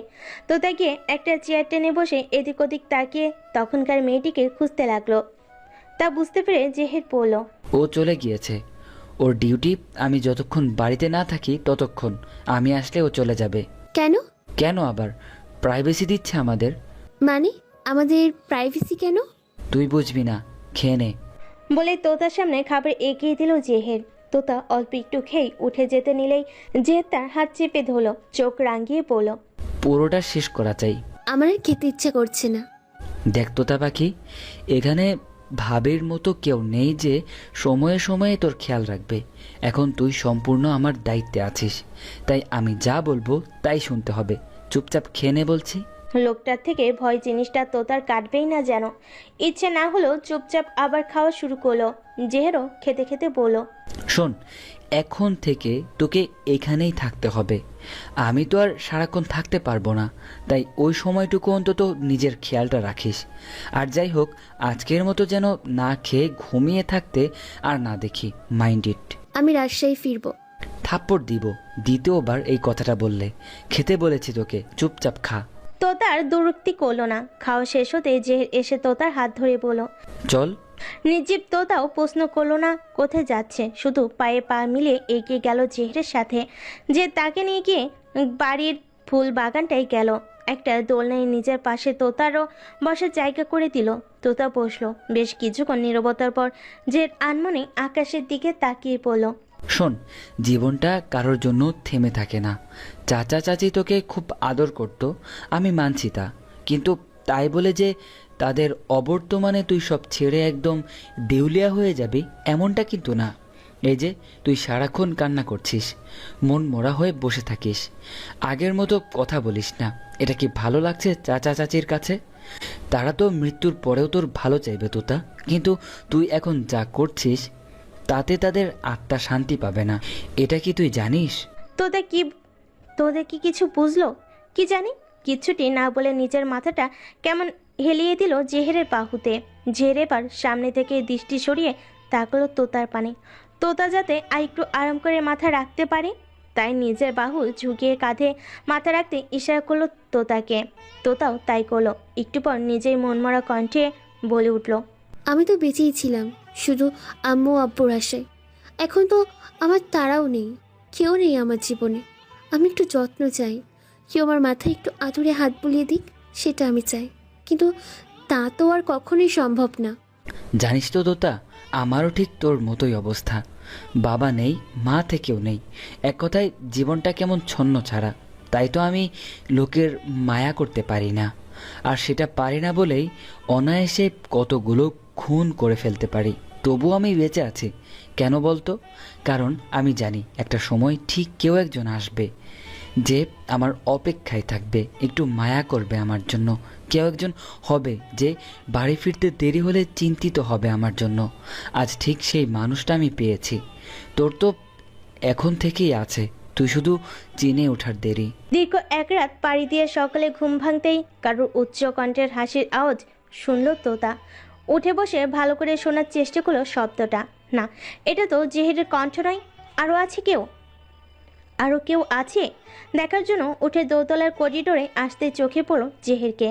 কিচেনে অ্যাপ্রন পরে রান্না করছে সে, আর সাথে তার বয়সী আরও একটা ছেলে। শুধু তাই নয়, সাথে আরও 3 জন ছেলে আছে যারা আপাতত ডাইনিংয়ে বসে নানা রকম কথা বলছে আর হাসাহাসি করছে। তোতা বেশ উৎসুক হয়ে দেখছে তাদেরকে। জেহেরের চোখে চোখ পড়তে সে হাতের ইশারায় তোতাকে নিচে আসার জন্য বলল। তোতাও নেমে এলো আস্তে ধীরে, এসে ডাইনিং টেবিল থেকে একটু দূরে দাঁড়ালো। জেহের তাকে বলল, টেবিলে বস, আমি নাস্তা রেডি করে দিচ্ছি। তোতা আস্তে করে জিজ্ঞেস করলো, এনারা কারা? জের হাতের কাজটা শেষ করতে করতেই বলল, এরা তোকে নিতে এসেছে, বিক্রি করেছি এদের কাছে তোকে, এরপর যা ইচ্ছে তাই করবে। জেহেরের কথা বলার ধরনটা এমন ছিল যে তোতা সত্যি ভেবে নিল যে সত্যি তাকে বিক্রি করে দিয়েছে। তোতা চোখ ঘুরিয়ে সবগুলো ছেলে দিকে তাকালো একবার। তাদের হাসি মাখা মুখটা দেখে তোতা আরও ভয় পেতে লাগলো। এক দৃষ্টিতে জেহেরের দিকে তাকিয়ে বলল, আমি যাব না এদের সাথে। জেহের সিরিয়াসভাবেই বলল, সেটা পরের কথা, আগে খেয়ে নে। আমি খাবও না। কথাটা বলে তোতা পেছন করে সদর দরজা ধীরে দিল এক দৌড়। ঠিক তখনই কয়েকটা মেয়ে ঢুকছিল বাড়িতে। তাদের দেখেই ছেলেগুলো নির্দেশনা দিল, এই ওকে ধর ধর। মেয়েগুলো চেপে ধরলো তোতাকে। নিজেকে ছাড়ানোর চেষ্টা করো যখন পার পেল না, তখন তোতা ফুপিয়ে কেঁদে উঠল। তা দেখেই এতক্ষণ মজা নিতে থাকা ছেলেগুলো হাসি থামিয়ে ফেল। যেহেতু ব্যস্ত হয়ে এগিয়ে এসে এক হাতে আগলে নিল তোতাকে। আরে আরে কাঁদছিস কেন তুই? আমরা মজা করছিলাম, বোকা মেয়ে। তোতা কানারত কণ্ঠে বলল, আমাকে কেন আপনি বিক্রি করে দিচ্ছেন? আমি তো কিছু করিনি, আপনার সব কথাই তো শুনেছি আমি। আহা, বলছি তো মজা করছি। আয় দেখি, ভয় পায় না পাখি, এরা কিচ্ছু করবে না, কোথাও নেবেও না তোকে, তুই আমার কাছেই থাকবি, চল। একটু কি বিশ্বাস করতে মন চাইলো জেহেরকে? হয়তো তাই তো গুটি গুটি পায়ে এগিয়ে গেল টেবিলের দিকে। জের একে একে সবার সাথে পরিচয় করিয়ে দিল তার বিশাল এক বন্ধু মহলের সাথে। পরিচয় পর্ব শেষ হতেই বন্ধুদের মধ্যে নিষেধ নামের একটি মেয়ে এসে বসলো তোতার একদম সামনাসামনি। হাতে থাকা এক গুচ্ছ গোলাপের মধ্য থেকে একটি গোলাপ তুলে তোতার কানের পিঠে গুজে দিতে দিতে বলল, তোমায় ফুলে বেশ মানাবে। তোতা কিছু বলল না। সাফা নামের আরেকটি মেয়ে বলল, আহা, পিচ্ছি মেয়ে, দেখ এখনো ভয় পেয়ে আছে কেমন। জাহের, তুই এভাবে ভয় না দেখালেও পারতি। যে শুধু আর চোখে একবার তাকালো তোতার মুখ পানে, তারপর আবার নিজের কাজে মন দিল। কথার ফাঁকে প্রহর নামের একটি ছেলে জেহেরকে কুতা দিয়ে পড়ল। এই এবার তোর ডিসিশনটা জানাতো, সেই কখন থেকে বলে যাচ্ছি। প্রহরের কথায় তাল মিলিয়ে সরব বলল, দোস্ত, মাত্র 2 দিনের ট্রিপ, রাতের বাসে উঠবো, সকাল সকাল পৌঁছে যাব, এরপর 2 দিন ঘোরাঘুরি, আবার সেখান থেকে রাতের বাসে উঠলে সকালে পৌঁছে জব্বর ঘুম হবে ভালো, ব্যাস। জেহের, আগে তো আমরা এক কথায় মাসের ট্রিপও দিতাম, তখন তো এক কথায় রাজি হয়ে যেতি, আর এখন মাত্র 2 দিনের ট্রিপেই এত ভাবার কি আছে? জের এবার দম ফেলে বলল, ওকে বাবা, যাচ্ছি, তোরা প্যাকিং শুরু কর। কথাটা বলতে বন্ধু মহলের সবাই ইয়ে বলে চেঁচিয়ে উঠল। ঠিক তখনই তোতা দ্রুত জেহেরের দিকে ঘুরে ক্যাবলার মতো বলে উঠল, আমি 2 দিন একা একা থাকবো কি করে? হুট করে নীরব হয়ে গেল বন্ধু মহল। পরক্ষণে আবার হুট করে সবাই একত্রে হুহা করে হেসে উঠল। একটু হাসি থামিয়ে আসিফ নামের ছেলেটি বলল, ও মা জাহের, এটা সত্যি কিউট একটা পিস, আল্লাহ, আমি আগে কখনোই দেখি নাই। বলতে বলতে আসিফ এক হাত বাড়িয়ে তোতার গাল টেনে দিতে যাবে, অমনি জেহের কিচেন থেকে বড় এক স্টিলের চামচ ছুঁড়ে মারল তাসিফের হাতে লাগতেই তাসিফ ওরে গস রে বলে হাত সরিয়ে ফেল। পরে বলল, সরি দোস্ত, খুশির ঠেলায় হাত চলে গেছে, আর করবো না এমন। আরেক রোল হাসির জোয়ার বয়ে গেল বন্ধু মহলটির মাঝে। এভাবে একটা পর একটা কথার ঝুলি নিয়ে বসেছে পুরো মহলটি। যে শুধু দেখলো তার তোতা পাখিটার মনটা একটু হালকা হয় কিনা। সবার মাঝে থাকলে অন্তত কিছুক্ষণের জন্য হলেও নিজের মনের ভেতরে দুঃখগুলো ভুলে থাকতে পারবে মেয়েটা। ট্রিপের ডেট পড়েছে 4 দিন পর। প্লেস বরাবরই মোটামুটি চেনা, বান্দরবনের আলু টিলা। এর মধ্যে 2 দিন এমনি কেটে গেছে। রাতের দিকে জেহেরের ফিরতে আজ একটু দেরি হয়েছে বটে। একটা মিশনের জন্যই এত দেরি। দরজায় বেল বাজতে যাবে তার আগে চোখে পড়ল দরজাটা খোলা। বুড়ো কুচকে এলো জেহেরের। দরজা তো খোলা থাকার কথা না। ভেতর ঢুকে সার্ভেন্টটিকে দেখতে পেল না জেহের। ভাবলো হয়তো বেশি রাত হচ্ছে বলে চলে গিয়েছে। জেহের এবার উপরের রুমে গিয়ে তোতাকে খুঁজলো। কোথাও না পেয়ে এবার একটু জোরে জোরেই ডাকলো। বুকের ভেতর আতঙ্কের দলা বাসা বেঁধেছে একটু একটু করে। উদ্বিগ্ন হয়ে সারা বাড়ি তন্ন তন্ন করে খোঁজার পরও তোতার কোনো চিহ্ন খুঁজে পেল না। এদিকে পকেটে থাকা ফোনটি সেই কখন থেকে বেজে যাচ্ছে। এক পর্যায়ে বিরক্ত হয়ে ফোনটা কানে তুলল জেহের। হাঁপানি রোগীর মতো শুধু পড়ল। হ্যালো। তার কণ্ঠের এমন বেহাল দশা দেখে ফোনের ওপাশ থেকে তাসিফ চিন্তিত হয়ে পড়ল।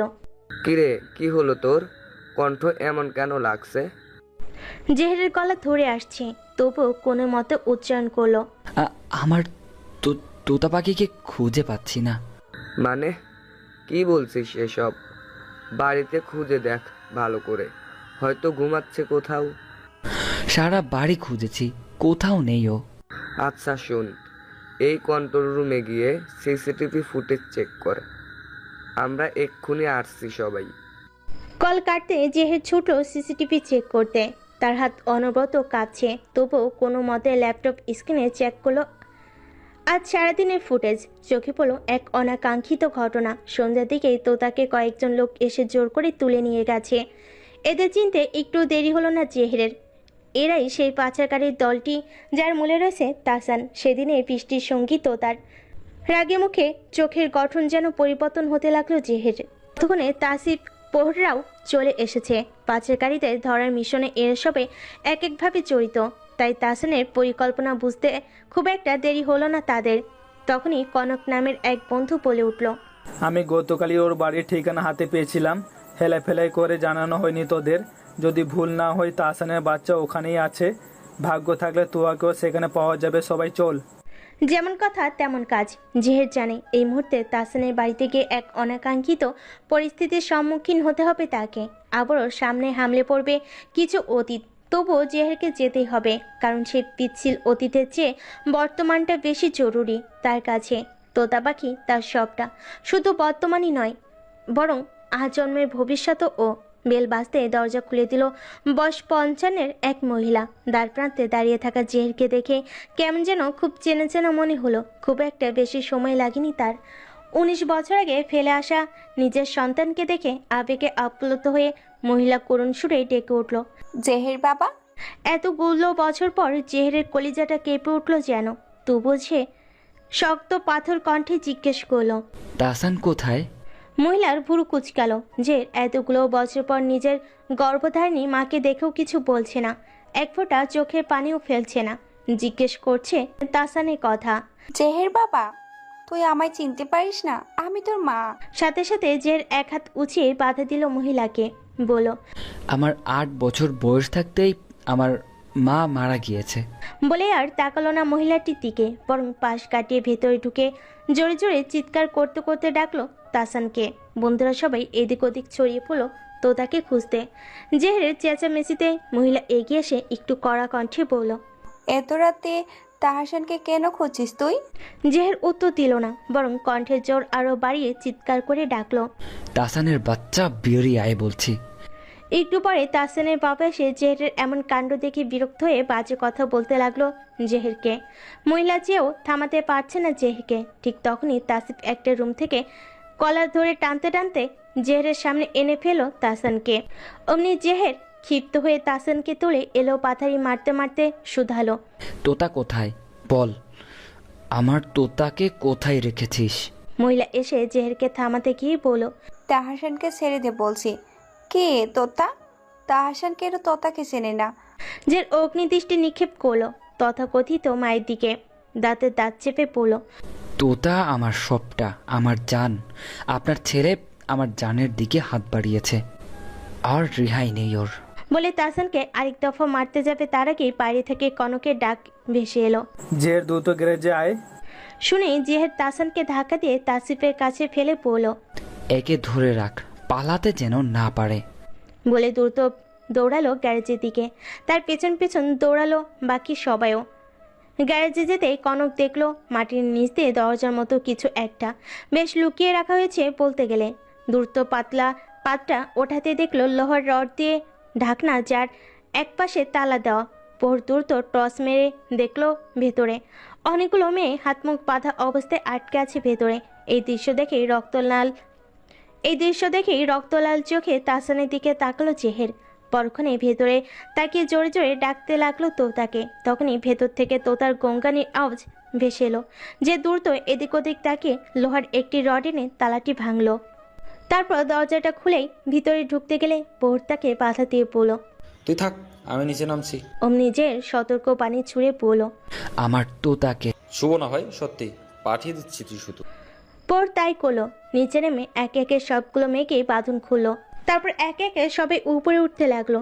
তোতা উঠতেই জেহের চাপটে ধুলো তাকে। তোতা ভয়ে আটসাট হয়ে ধরে রাখলো জেহেরকে। বুকের ভিতর লাফাতে থাকা হৃৎপিণ্ডটা যেন আবার স্বাভাবিক হতে লাগলো। তোতা মুখ তুলে কান্নারত কণ্ঠে বলল, আপনি আজ এত দেরি করলেন কেন? জানেন আমি কত কষ্ট পাচ্ছিলাম। যে পাগলের মতো তোতার সারা মুখে চুমু খেতে লাগলো। এলোমেলো ভাবে আদুরে হাত বুলিয়ে দিতে দিতে বলল, সরি জান, আমার খুব ভুল হয়ে গিয়েছে। আর কখনো তোকে একা রাখবো না, আই প্রমিস। তোতাকে নিজের মধ্যে রেখে জেহের তাকালো তার মায়ের দিকে। আপনার এই ছেলে জানে না তাই না? তাহলে এগুলো কি? উত্তর দিন, এগুলো কি? মহিলা কি বলবে সে তো নিজে স্তব্ধ হয়ে গেল তাহসানের কাণ্ডে। তাহসানকে আরো কয়েক ঘাত দিতেই সে ফটাফট বলে দিল আজ রাতে এদের সবাইকে পাচার করার কথা। নিজেকে সামলে নিয়ে জেহের এগিয়ে গেল তাহসানের দিকে। তখনকার লোহার রডটা তুলে তাহসানের দুই হাতের কুনুই বরাবর মারতে মারতে থেতলে দিল সে। এরপর হিসিয়ে বলল, এই হাত দুটো দিয়েই আমার তোতাকে ছুঁয়েছিলি তাই না? আমি এগুলো শেষ করে দিব, আর বাকি সব আমার বন্ধুরাই দেখে নিবে তোর। মহিলা আবার একটু এগিয়ে সে নিজের ছেলের জন্য আকুতি মিনতি করতে লাগলো, কিন্তু কোনো লাভ হলো না। শেষমেশ রেগে বলল, আমি তোর মা জেহের, তুই এই মেয়েটার জন্য তোর মায়ের অনুরোধটুকু রাখছিস না? জেহেরও তেতে উঠে বলল, না, রাখছি না, কারণ ও আপনার মতোই নিকৃষ্ট নয়, যে নিজের সুখের জন্য নিজের গর্বের ছেলেকে ওভাবে ফেলে চলে আসবে। আপনি জানতেন আপনার ছেলে মা বলতে পাগল ছিল। বাবা মারা যাওয়ার পর আমার একমাত্র আস্থা ছিল যে আমার মা তো আছে, আমার দুনিয়া আছে, কিন্তু আপনি কি করলেন? নিজের চাহিদার জন্য আমায় বিশাল সমুদ্রে একা ফেলে চলে এলেন। এই এতগুলো বছরেও একবারও খোঁজ নিয়েছেন আমি কি করে আছি, কি খাচ্ছি, কি পড়ছি, আদৌ বেঁচে আছি কিনা? নেননি। এখন কোন অধিকারে নিজেকে মা বলে দাবি করছেন? লজ্জা করছে না? বলে তোতাকে এক হাতে জড়িয়ে ধরে আবার বলল, এই মেয়েটা আমায় দ্বিতীয়বার বাঁচার অনুপ্রেরণা জুগিয়েছে। ওকে দেখলেই আমার আরও যুগ যুগ বাঁচতে ইচ্ছে করে। মনে হয় আমায় নিয়ে চিন্তা করার কেউ একজন তো আছেই। আর আপনি বলছেন আপনার কথা ভেবে আমি ওকে বিপদে ফেলবো? No way. আজ আমি ছেলে হয়ে আপনার দীর্ঘায়ু কামনা করছি। আমি আল্লাহর কাছে চাইছি আপনি আরও 100 বছর বেঁচে থাকুন। আপনাকে ভালোবাসি বলে এটা চাইছি না। এটা চাওয়ার কারণ হলো আমি আপনাকে দেখিয়ে দিতে চাই আপনি আর এই মেয়েটা এক নয়। আমি দেখিয়ে দিতে চাই আমার মৃত্যুর পরও আমার সন্তানকে নিয়ে কি করে এই মেয়েটা বাকি জীবন পার করে, কিভাবে নিজের সন্তান আগলে বাঁচতে হয় তা আমার তোতাকে দিয়েই শিখিয়ে দিতে চাই আপনাকে। আমি আরও চাই সেটা দেখে আপনি নিজের ভেতরের অনুতপ্ততা নিয়েই ধুকে ধুকে মরে যান। ব্যাস এতটুকুই। তোতা হা করে জেহেরের মুখের দিকে তাকিয়ে আছে। কিসব বলছে এ লোকটা, মুখে আটকে না কিছু। তোতা চামটি মেরে নিজেকে ছাড়িয়ে নিল জেহেরের থেকে। সেটা খেয়াল করতে জেহের ভুরু কুচকে তাকালো তোতার দিকে। আস্তে করে জিজ্ঞেস করলো, কি হলো তোতা পাখি? অমনি তোতা এক আঙ্গুল উঁচিয়ে বলল, একদম কথা বলবেন না আমার সাথে। জেহেরের ভয় হতে লাগলো, তোতা এমন কেন করছে। জেহেরের চোখ দুটো হুট করেই ভরে উঠল। তোতাকে মানানোর উদ্দেশ্যে হাত বাড়াতে গেলেই তোতা আবার বাধা দিয়ে বলল, একদম আসবেন না আমার কাছে। তোতা পাখি, আমি কি মানে কি? হ্যাঁ, কোন সাহসে আপনি মরে যাওয়ার কথা বলছেন? আমাকে কষ্ট দিতে ভালো লাগে আপনার? জেহেরের বুক থেকে ভারী পাথর যেন সরে এলো। হাসি সাথে হাসি ফুটলো বন্ধু মহলের মুখেও। তাহসানের বাড়ি থেকে বেরিয়ে তোতাকে নিয়ে গাড়ি স্টার্ট দিল জেহের। বাকিরা তাহসানের ব্যবস্থা করবে। বেশ কিছুক্ষণ পর তোতা জেহেরকে প্রশ্ন করে উঠল। উনি আপনার মা তাই না? জন্ম দিয়েছে ঠিক, তবে মা হয়ে উঠতে পারেনি। তাই বলে এত ঘৃণা করবেন? ঘৃণা করি না, তবে ভালোবাসি না। কষ্ট হয় না? কথাটা শুনে জেহের এক ঠোঁট পাকিয়ে তাচ্ছিল আর হাসলো, বলো, একটা সময় হতো, এখন আর হয় না। আই এম হ্যাপি নাও। তাহলে তখন ওনাকে কথাগুলো বলার সময় আপনার চোখে পানি ছিল কেন? সাথে সাথে গাড়িটা ব্রেক কষলো জেহের। ঘন ঘন নিঃশ্বাস ফেলে নেমে এলো গাড়ি থেকে। মৃদু বাতাসের মাঝে ব্রিজের পাশে গিয়ে কোমরে দুহাত গুজে দাঁড়িয়ে রইল সে। বেশ অনেকক্ষণ হয়ে যাওয়ার পরও জেহের যখন ফিরছিল না, তখন তো তার নিজেই নেমে এগিয়ে গেল জেহেরের কাছে। একটু দূরত্ব নিয়ে দাঁড়িয়ে পড়লো। এখনো কাঁদছেন? জেহের মাথা ঘুরিয়ে ভেজা চোখে তাকালো তোতার মুখপানে। হুট করে তোতাকে দুহাতে চাপটে ধরল সে। তোতার ঘাড়ে মুখ গুজে ওয়াইনি ভয়েসে বলল, আমায় বিয়ে করবি তোতা? আজ এক্ষুনি। তোতা অবাক হলো না, কেন যেন সে আগে থেকেই বুঝতে পেরেছে। নীরবে হাসলো তোতা। তাকে চুপ দেখে জেহের তাকে একটু ঝাঁকুনি দিয়ে আবার বলল। কি রে বল? তোতা একটু অবাক হওয়ার ভান করে বলল, এখন কটা বাজে? জেহের আবার বলল, তুই করবি কিনা বল। তোতা একটু দুষ্টামি করে বলল, আপনি না আমার ভাইয়া লাগেন? জেহের কিছু না বলে নিজের এক হাত দিয়ে তোতার কোমর হালকা চেপে ধরল। তাতে কেঁপে উঠল তোতা। নিজেকে জেহেরের থেকে ছাড়ানোর চেষ্টা করে বলল, কি করছেন? ইস, ছাড়ুন। বিয়ে করবি কিনা বল। শর্ত আছে আমার। কি? আপনি আর কখনো মানুষ মারতে পারবেন না, আর আমাকে এত ইগনোর করা চলবে না। ভাব নিয়ে থাকা যাবে না, বকা দিতে পারবেন না। জেহের এবার তোতাকে ছেড়ে দাঁড়িয়ে পকেট থেকে ফোন বের করে কনকের নাম্বারে ডায়াল করতে করতে বলল, একটা শর্তও মানতে পারবো না, শুধু অনেক ভালোবাসতে পারবো, ব্যাস। বলে ফোন কানে নিয়ে কনককে বলল, তোদের কাজ হলো?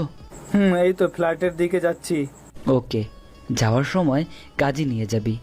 বিয়ে করবো এক্ষুনি, ব্যবস্থা কর। বলে ফোন কেটে দিয়ে তোতার হাত ধরে গাড়ির দিকে যেতে যেতে বলল, চল।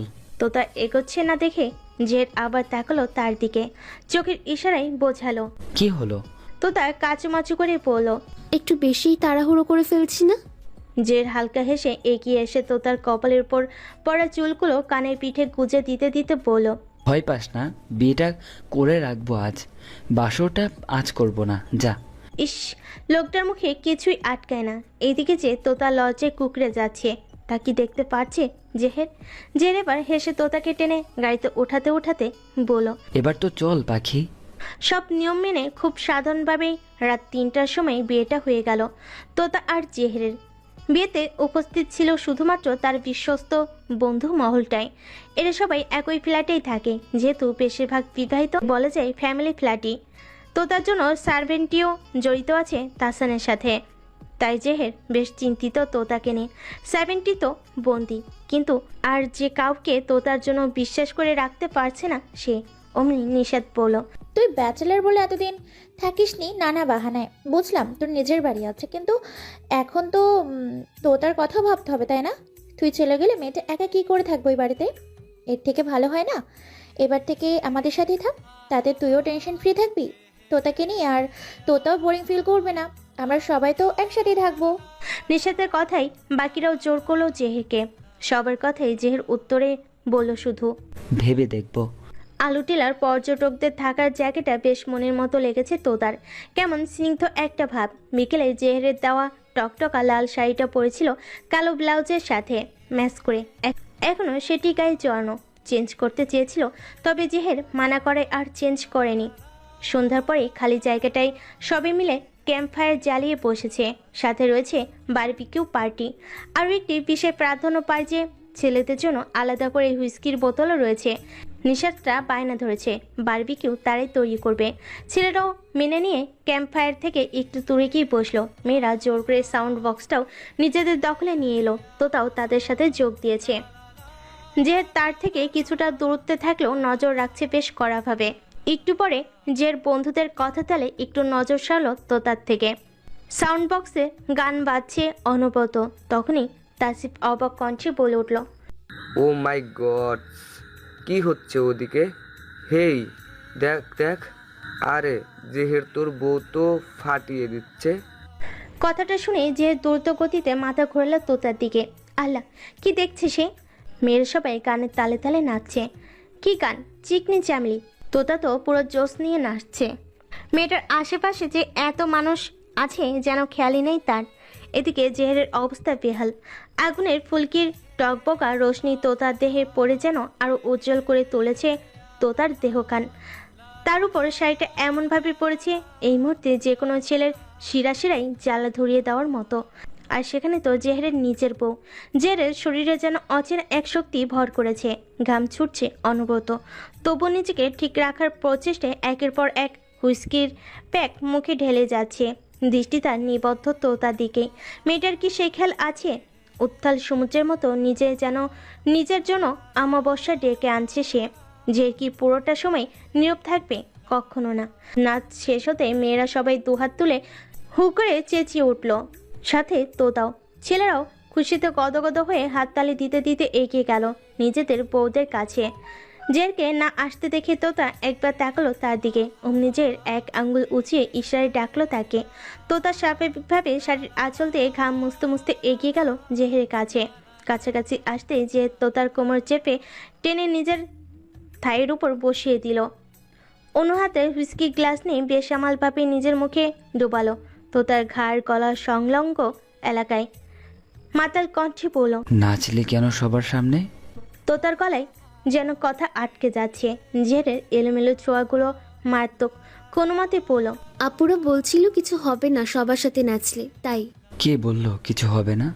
এত মারাত্মক নাচলি, আমার মধ্যে তো অনেক কিছু হচ্ছে এখন। কি হচ্ছে আপনার? তোকে মেরে ফেলতে ইচ্ছে হচ্ছে। মেরে ফেলি? মিথ্যা কথা। তোতার কথা শুনে মুখ তুলে ফেললো জেহের। বুড়ো কুচকে বলল, মিথ্যা কথা মানে? এভাবে সবার সামনে আর এত মারাত্মক নাচলে সত্যিই মেরে ফেলবো, বলে রাখলাম। তোতা কিছু না বলে জেহেরের গলা জড়িয়ে ধরে কিটকিটিয়ে হেসে দিল। তা দেখে জেহের বলল, হাসছিস কেন? আপনি হাসার মতোই কথা বললেন তাই। মানে আপনি যে আমায় কখনো মারবেন না তা আমি জানি। সেটা কে বলেছে তোকে? কেউ বলেনি, আমি বুঝে নিয়েছি। কি বুঝলি? বুঝলাম আপনি আমায় মারবেন না কারণ আপনি আমায় ভালোবাসেন। ভালোবাসলে মারা যায় না, শুধু আদর করা যায়। যে এক ভুরু উঁচু করে তাকালো তোতার পানে, আস্তে করে বলল, বুঝিস ভালোবাসি যে? সেই কবে থেকেই বুঝি। কবে থেকে? ভার্সিটি নবীন সংস্কৃত অনুষ্ঠানের দিন থেকে। জেহের তোতার কোমরটা একটু টেনে নিয়ে বলল, বুঝিস যখন বলিসনি কেন? বাবা সেই সাধ্যি আছে আমার? স্বয়ং জেহের বিন চৌধুরীকে নাকি বলবো ভালোবাসার কথা, তার উপর আপনি আমার চাচাতো ভাই। কি করে বলি বলুন তো ভাইয়া? মেরে ফেলবো একদম ভাইয়া বলে ডাকলে। তোতা কিটকিটিয়ে হেসে দিল। জেহের মুগ্ধ হয়ে দেখলো তোতার হাসি। কতগুলো দিন পর মেয়েটা এমন হাসছে। মুহূর্তেই জের সিদ্ধান্ত নিলেও সে এবার থেকে বন্ধুদের সাথে ফ্ল্যাটে থাকবে। অন্তত তোতাকে হাসি খুশি রাখার জন্য হলেও তার বন্ধু মহলটা প্রয়োজন। সারা জীবন এইভাবেই হাসবি তো? জেহেরের প্রশ্নে তোতা এবার উচ্চ হাসি থামিয়ে বলল, আপনি পাশে থাকলে সারা জীবন হাসবো, থাকবেন তো? জেহের একটা দীর্ঘ নিঃশ্বাস ফেলে বলল, তুই ছাড়া আমার আর কোনো বেঁচে থাকার অবলম্বন নেই। তোকে ছাড়া আমি থাকবো কি করে? মৃত্যুর আগ পর্যন্ত থাকবো তোর পাশে। তুই শুধু আমার হয়েই থাক, ব্যাস।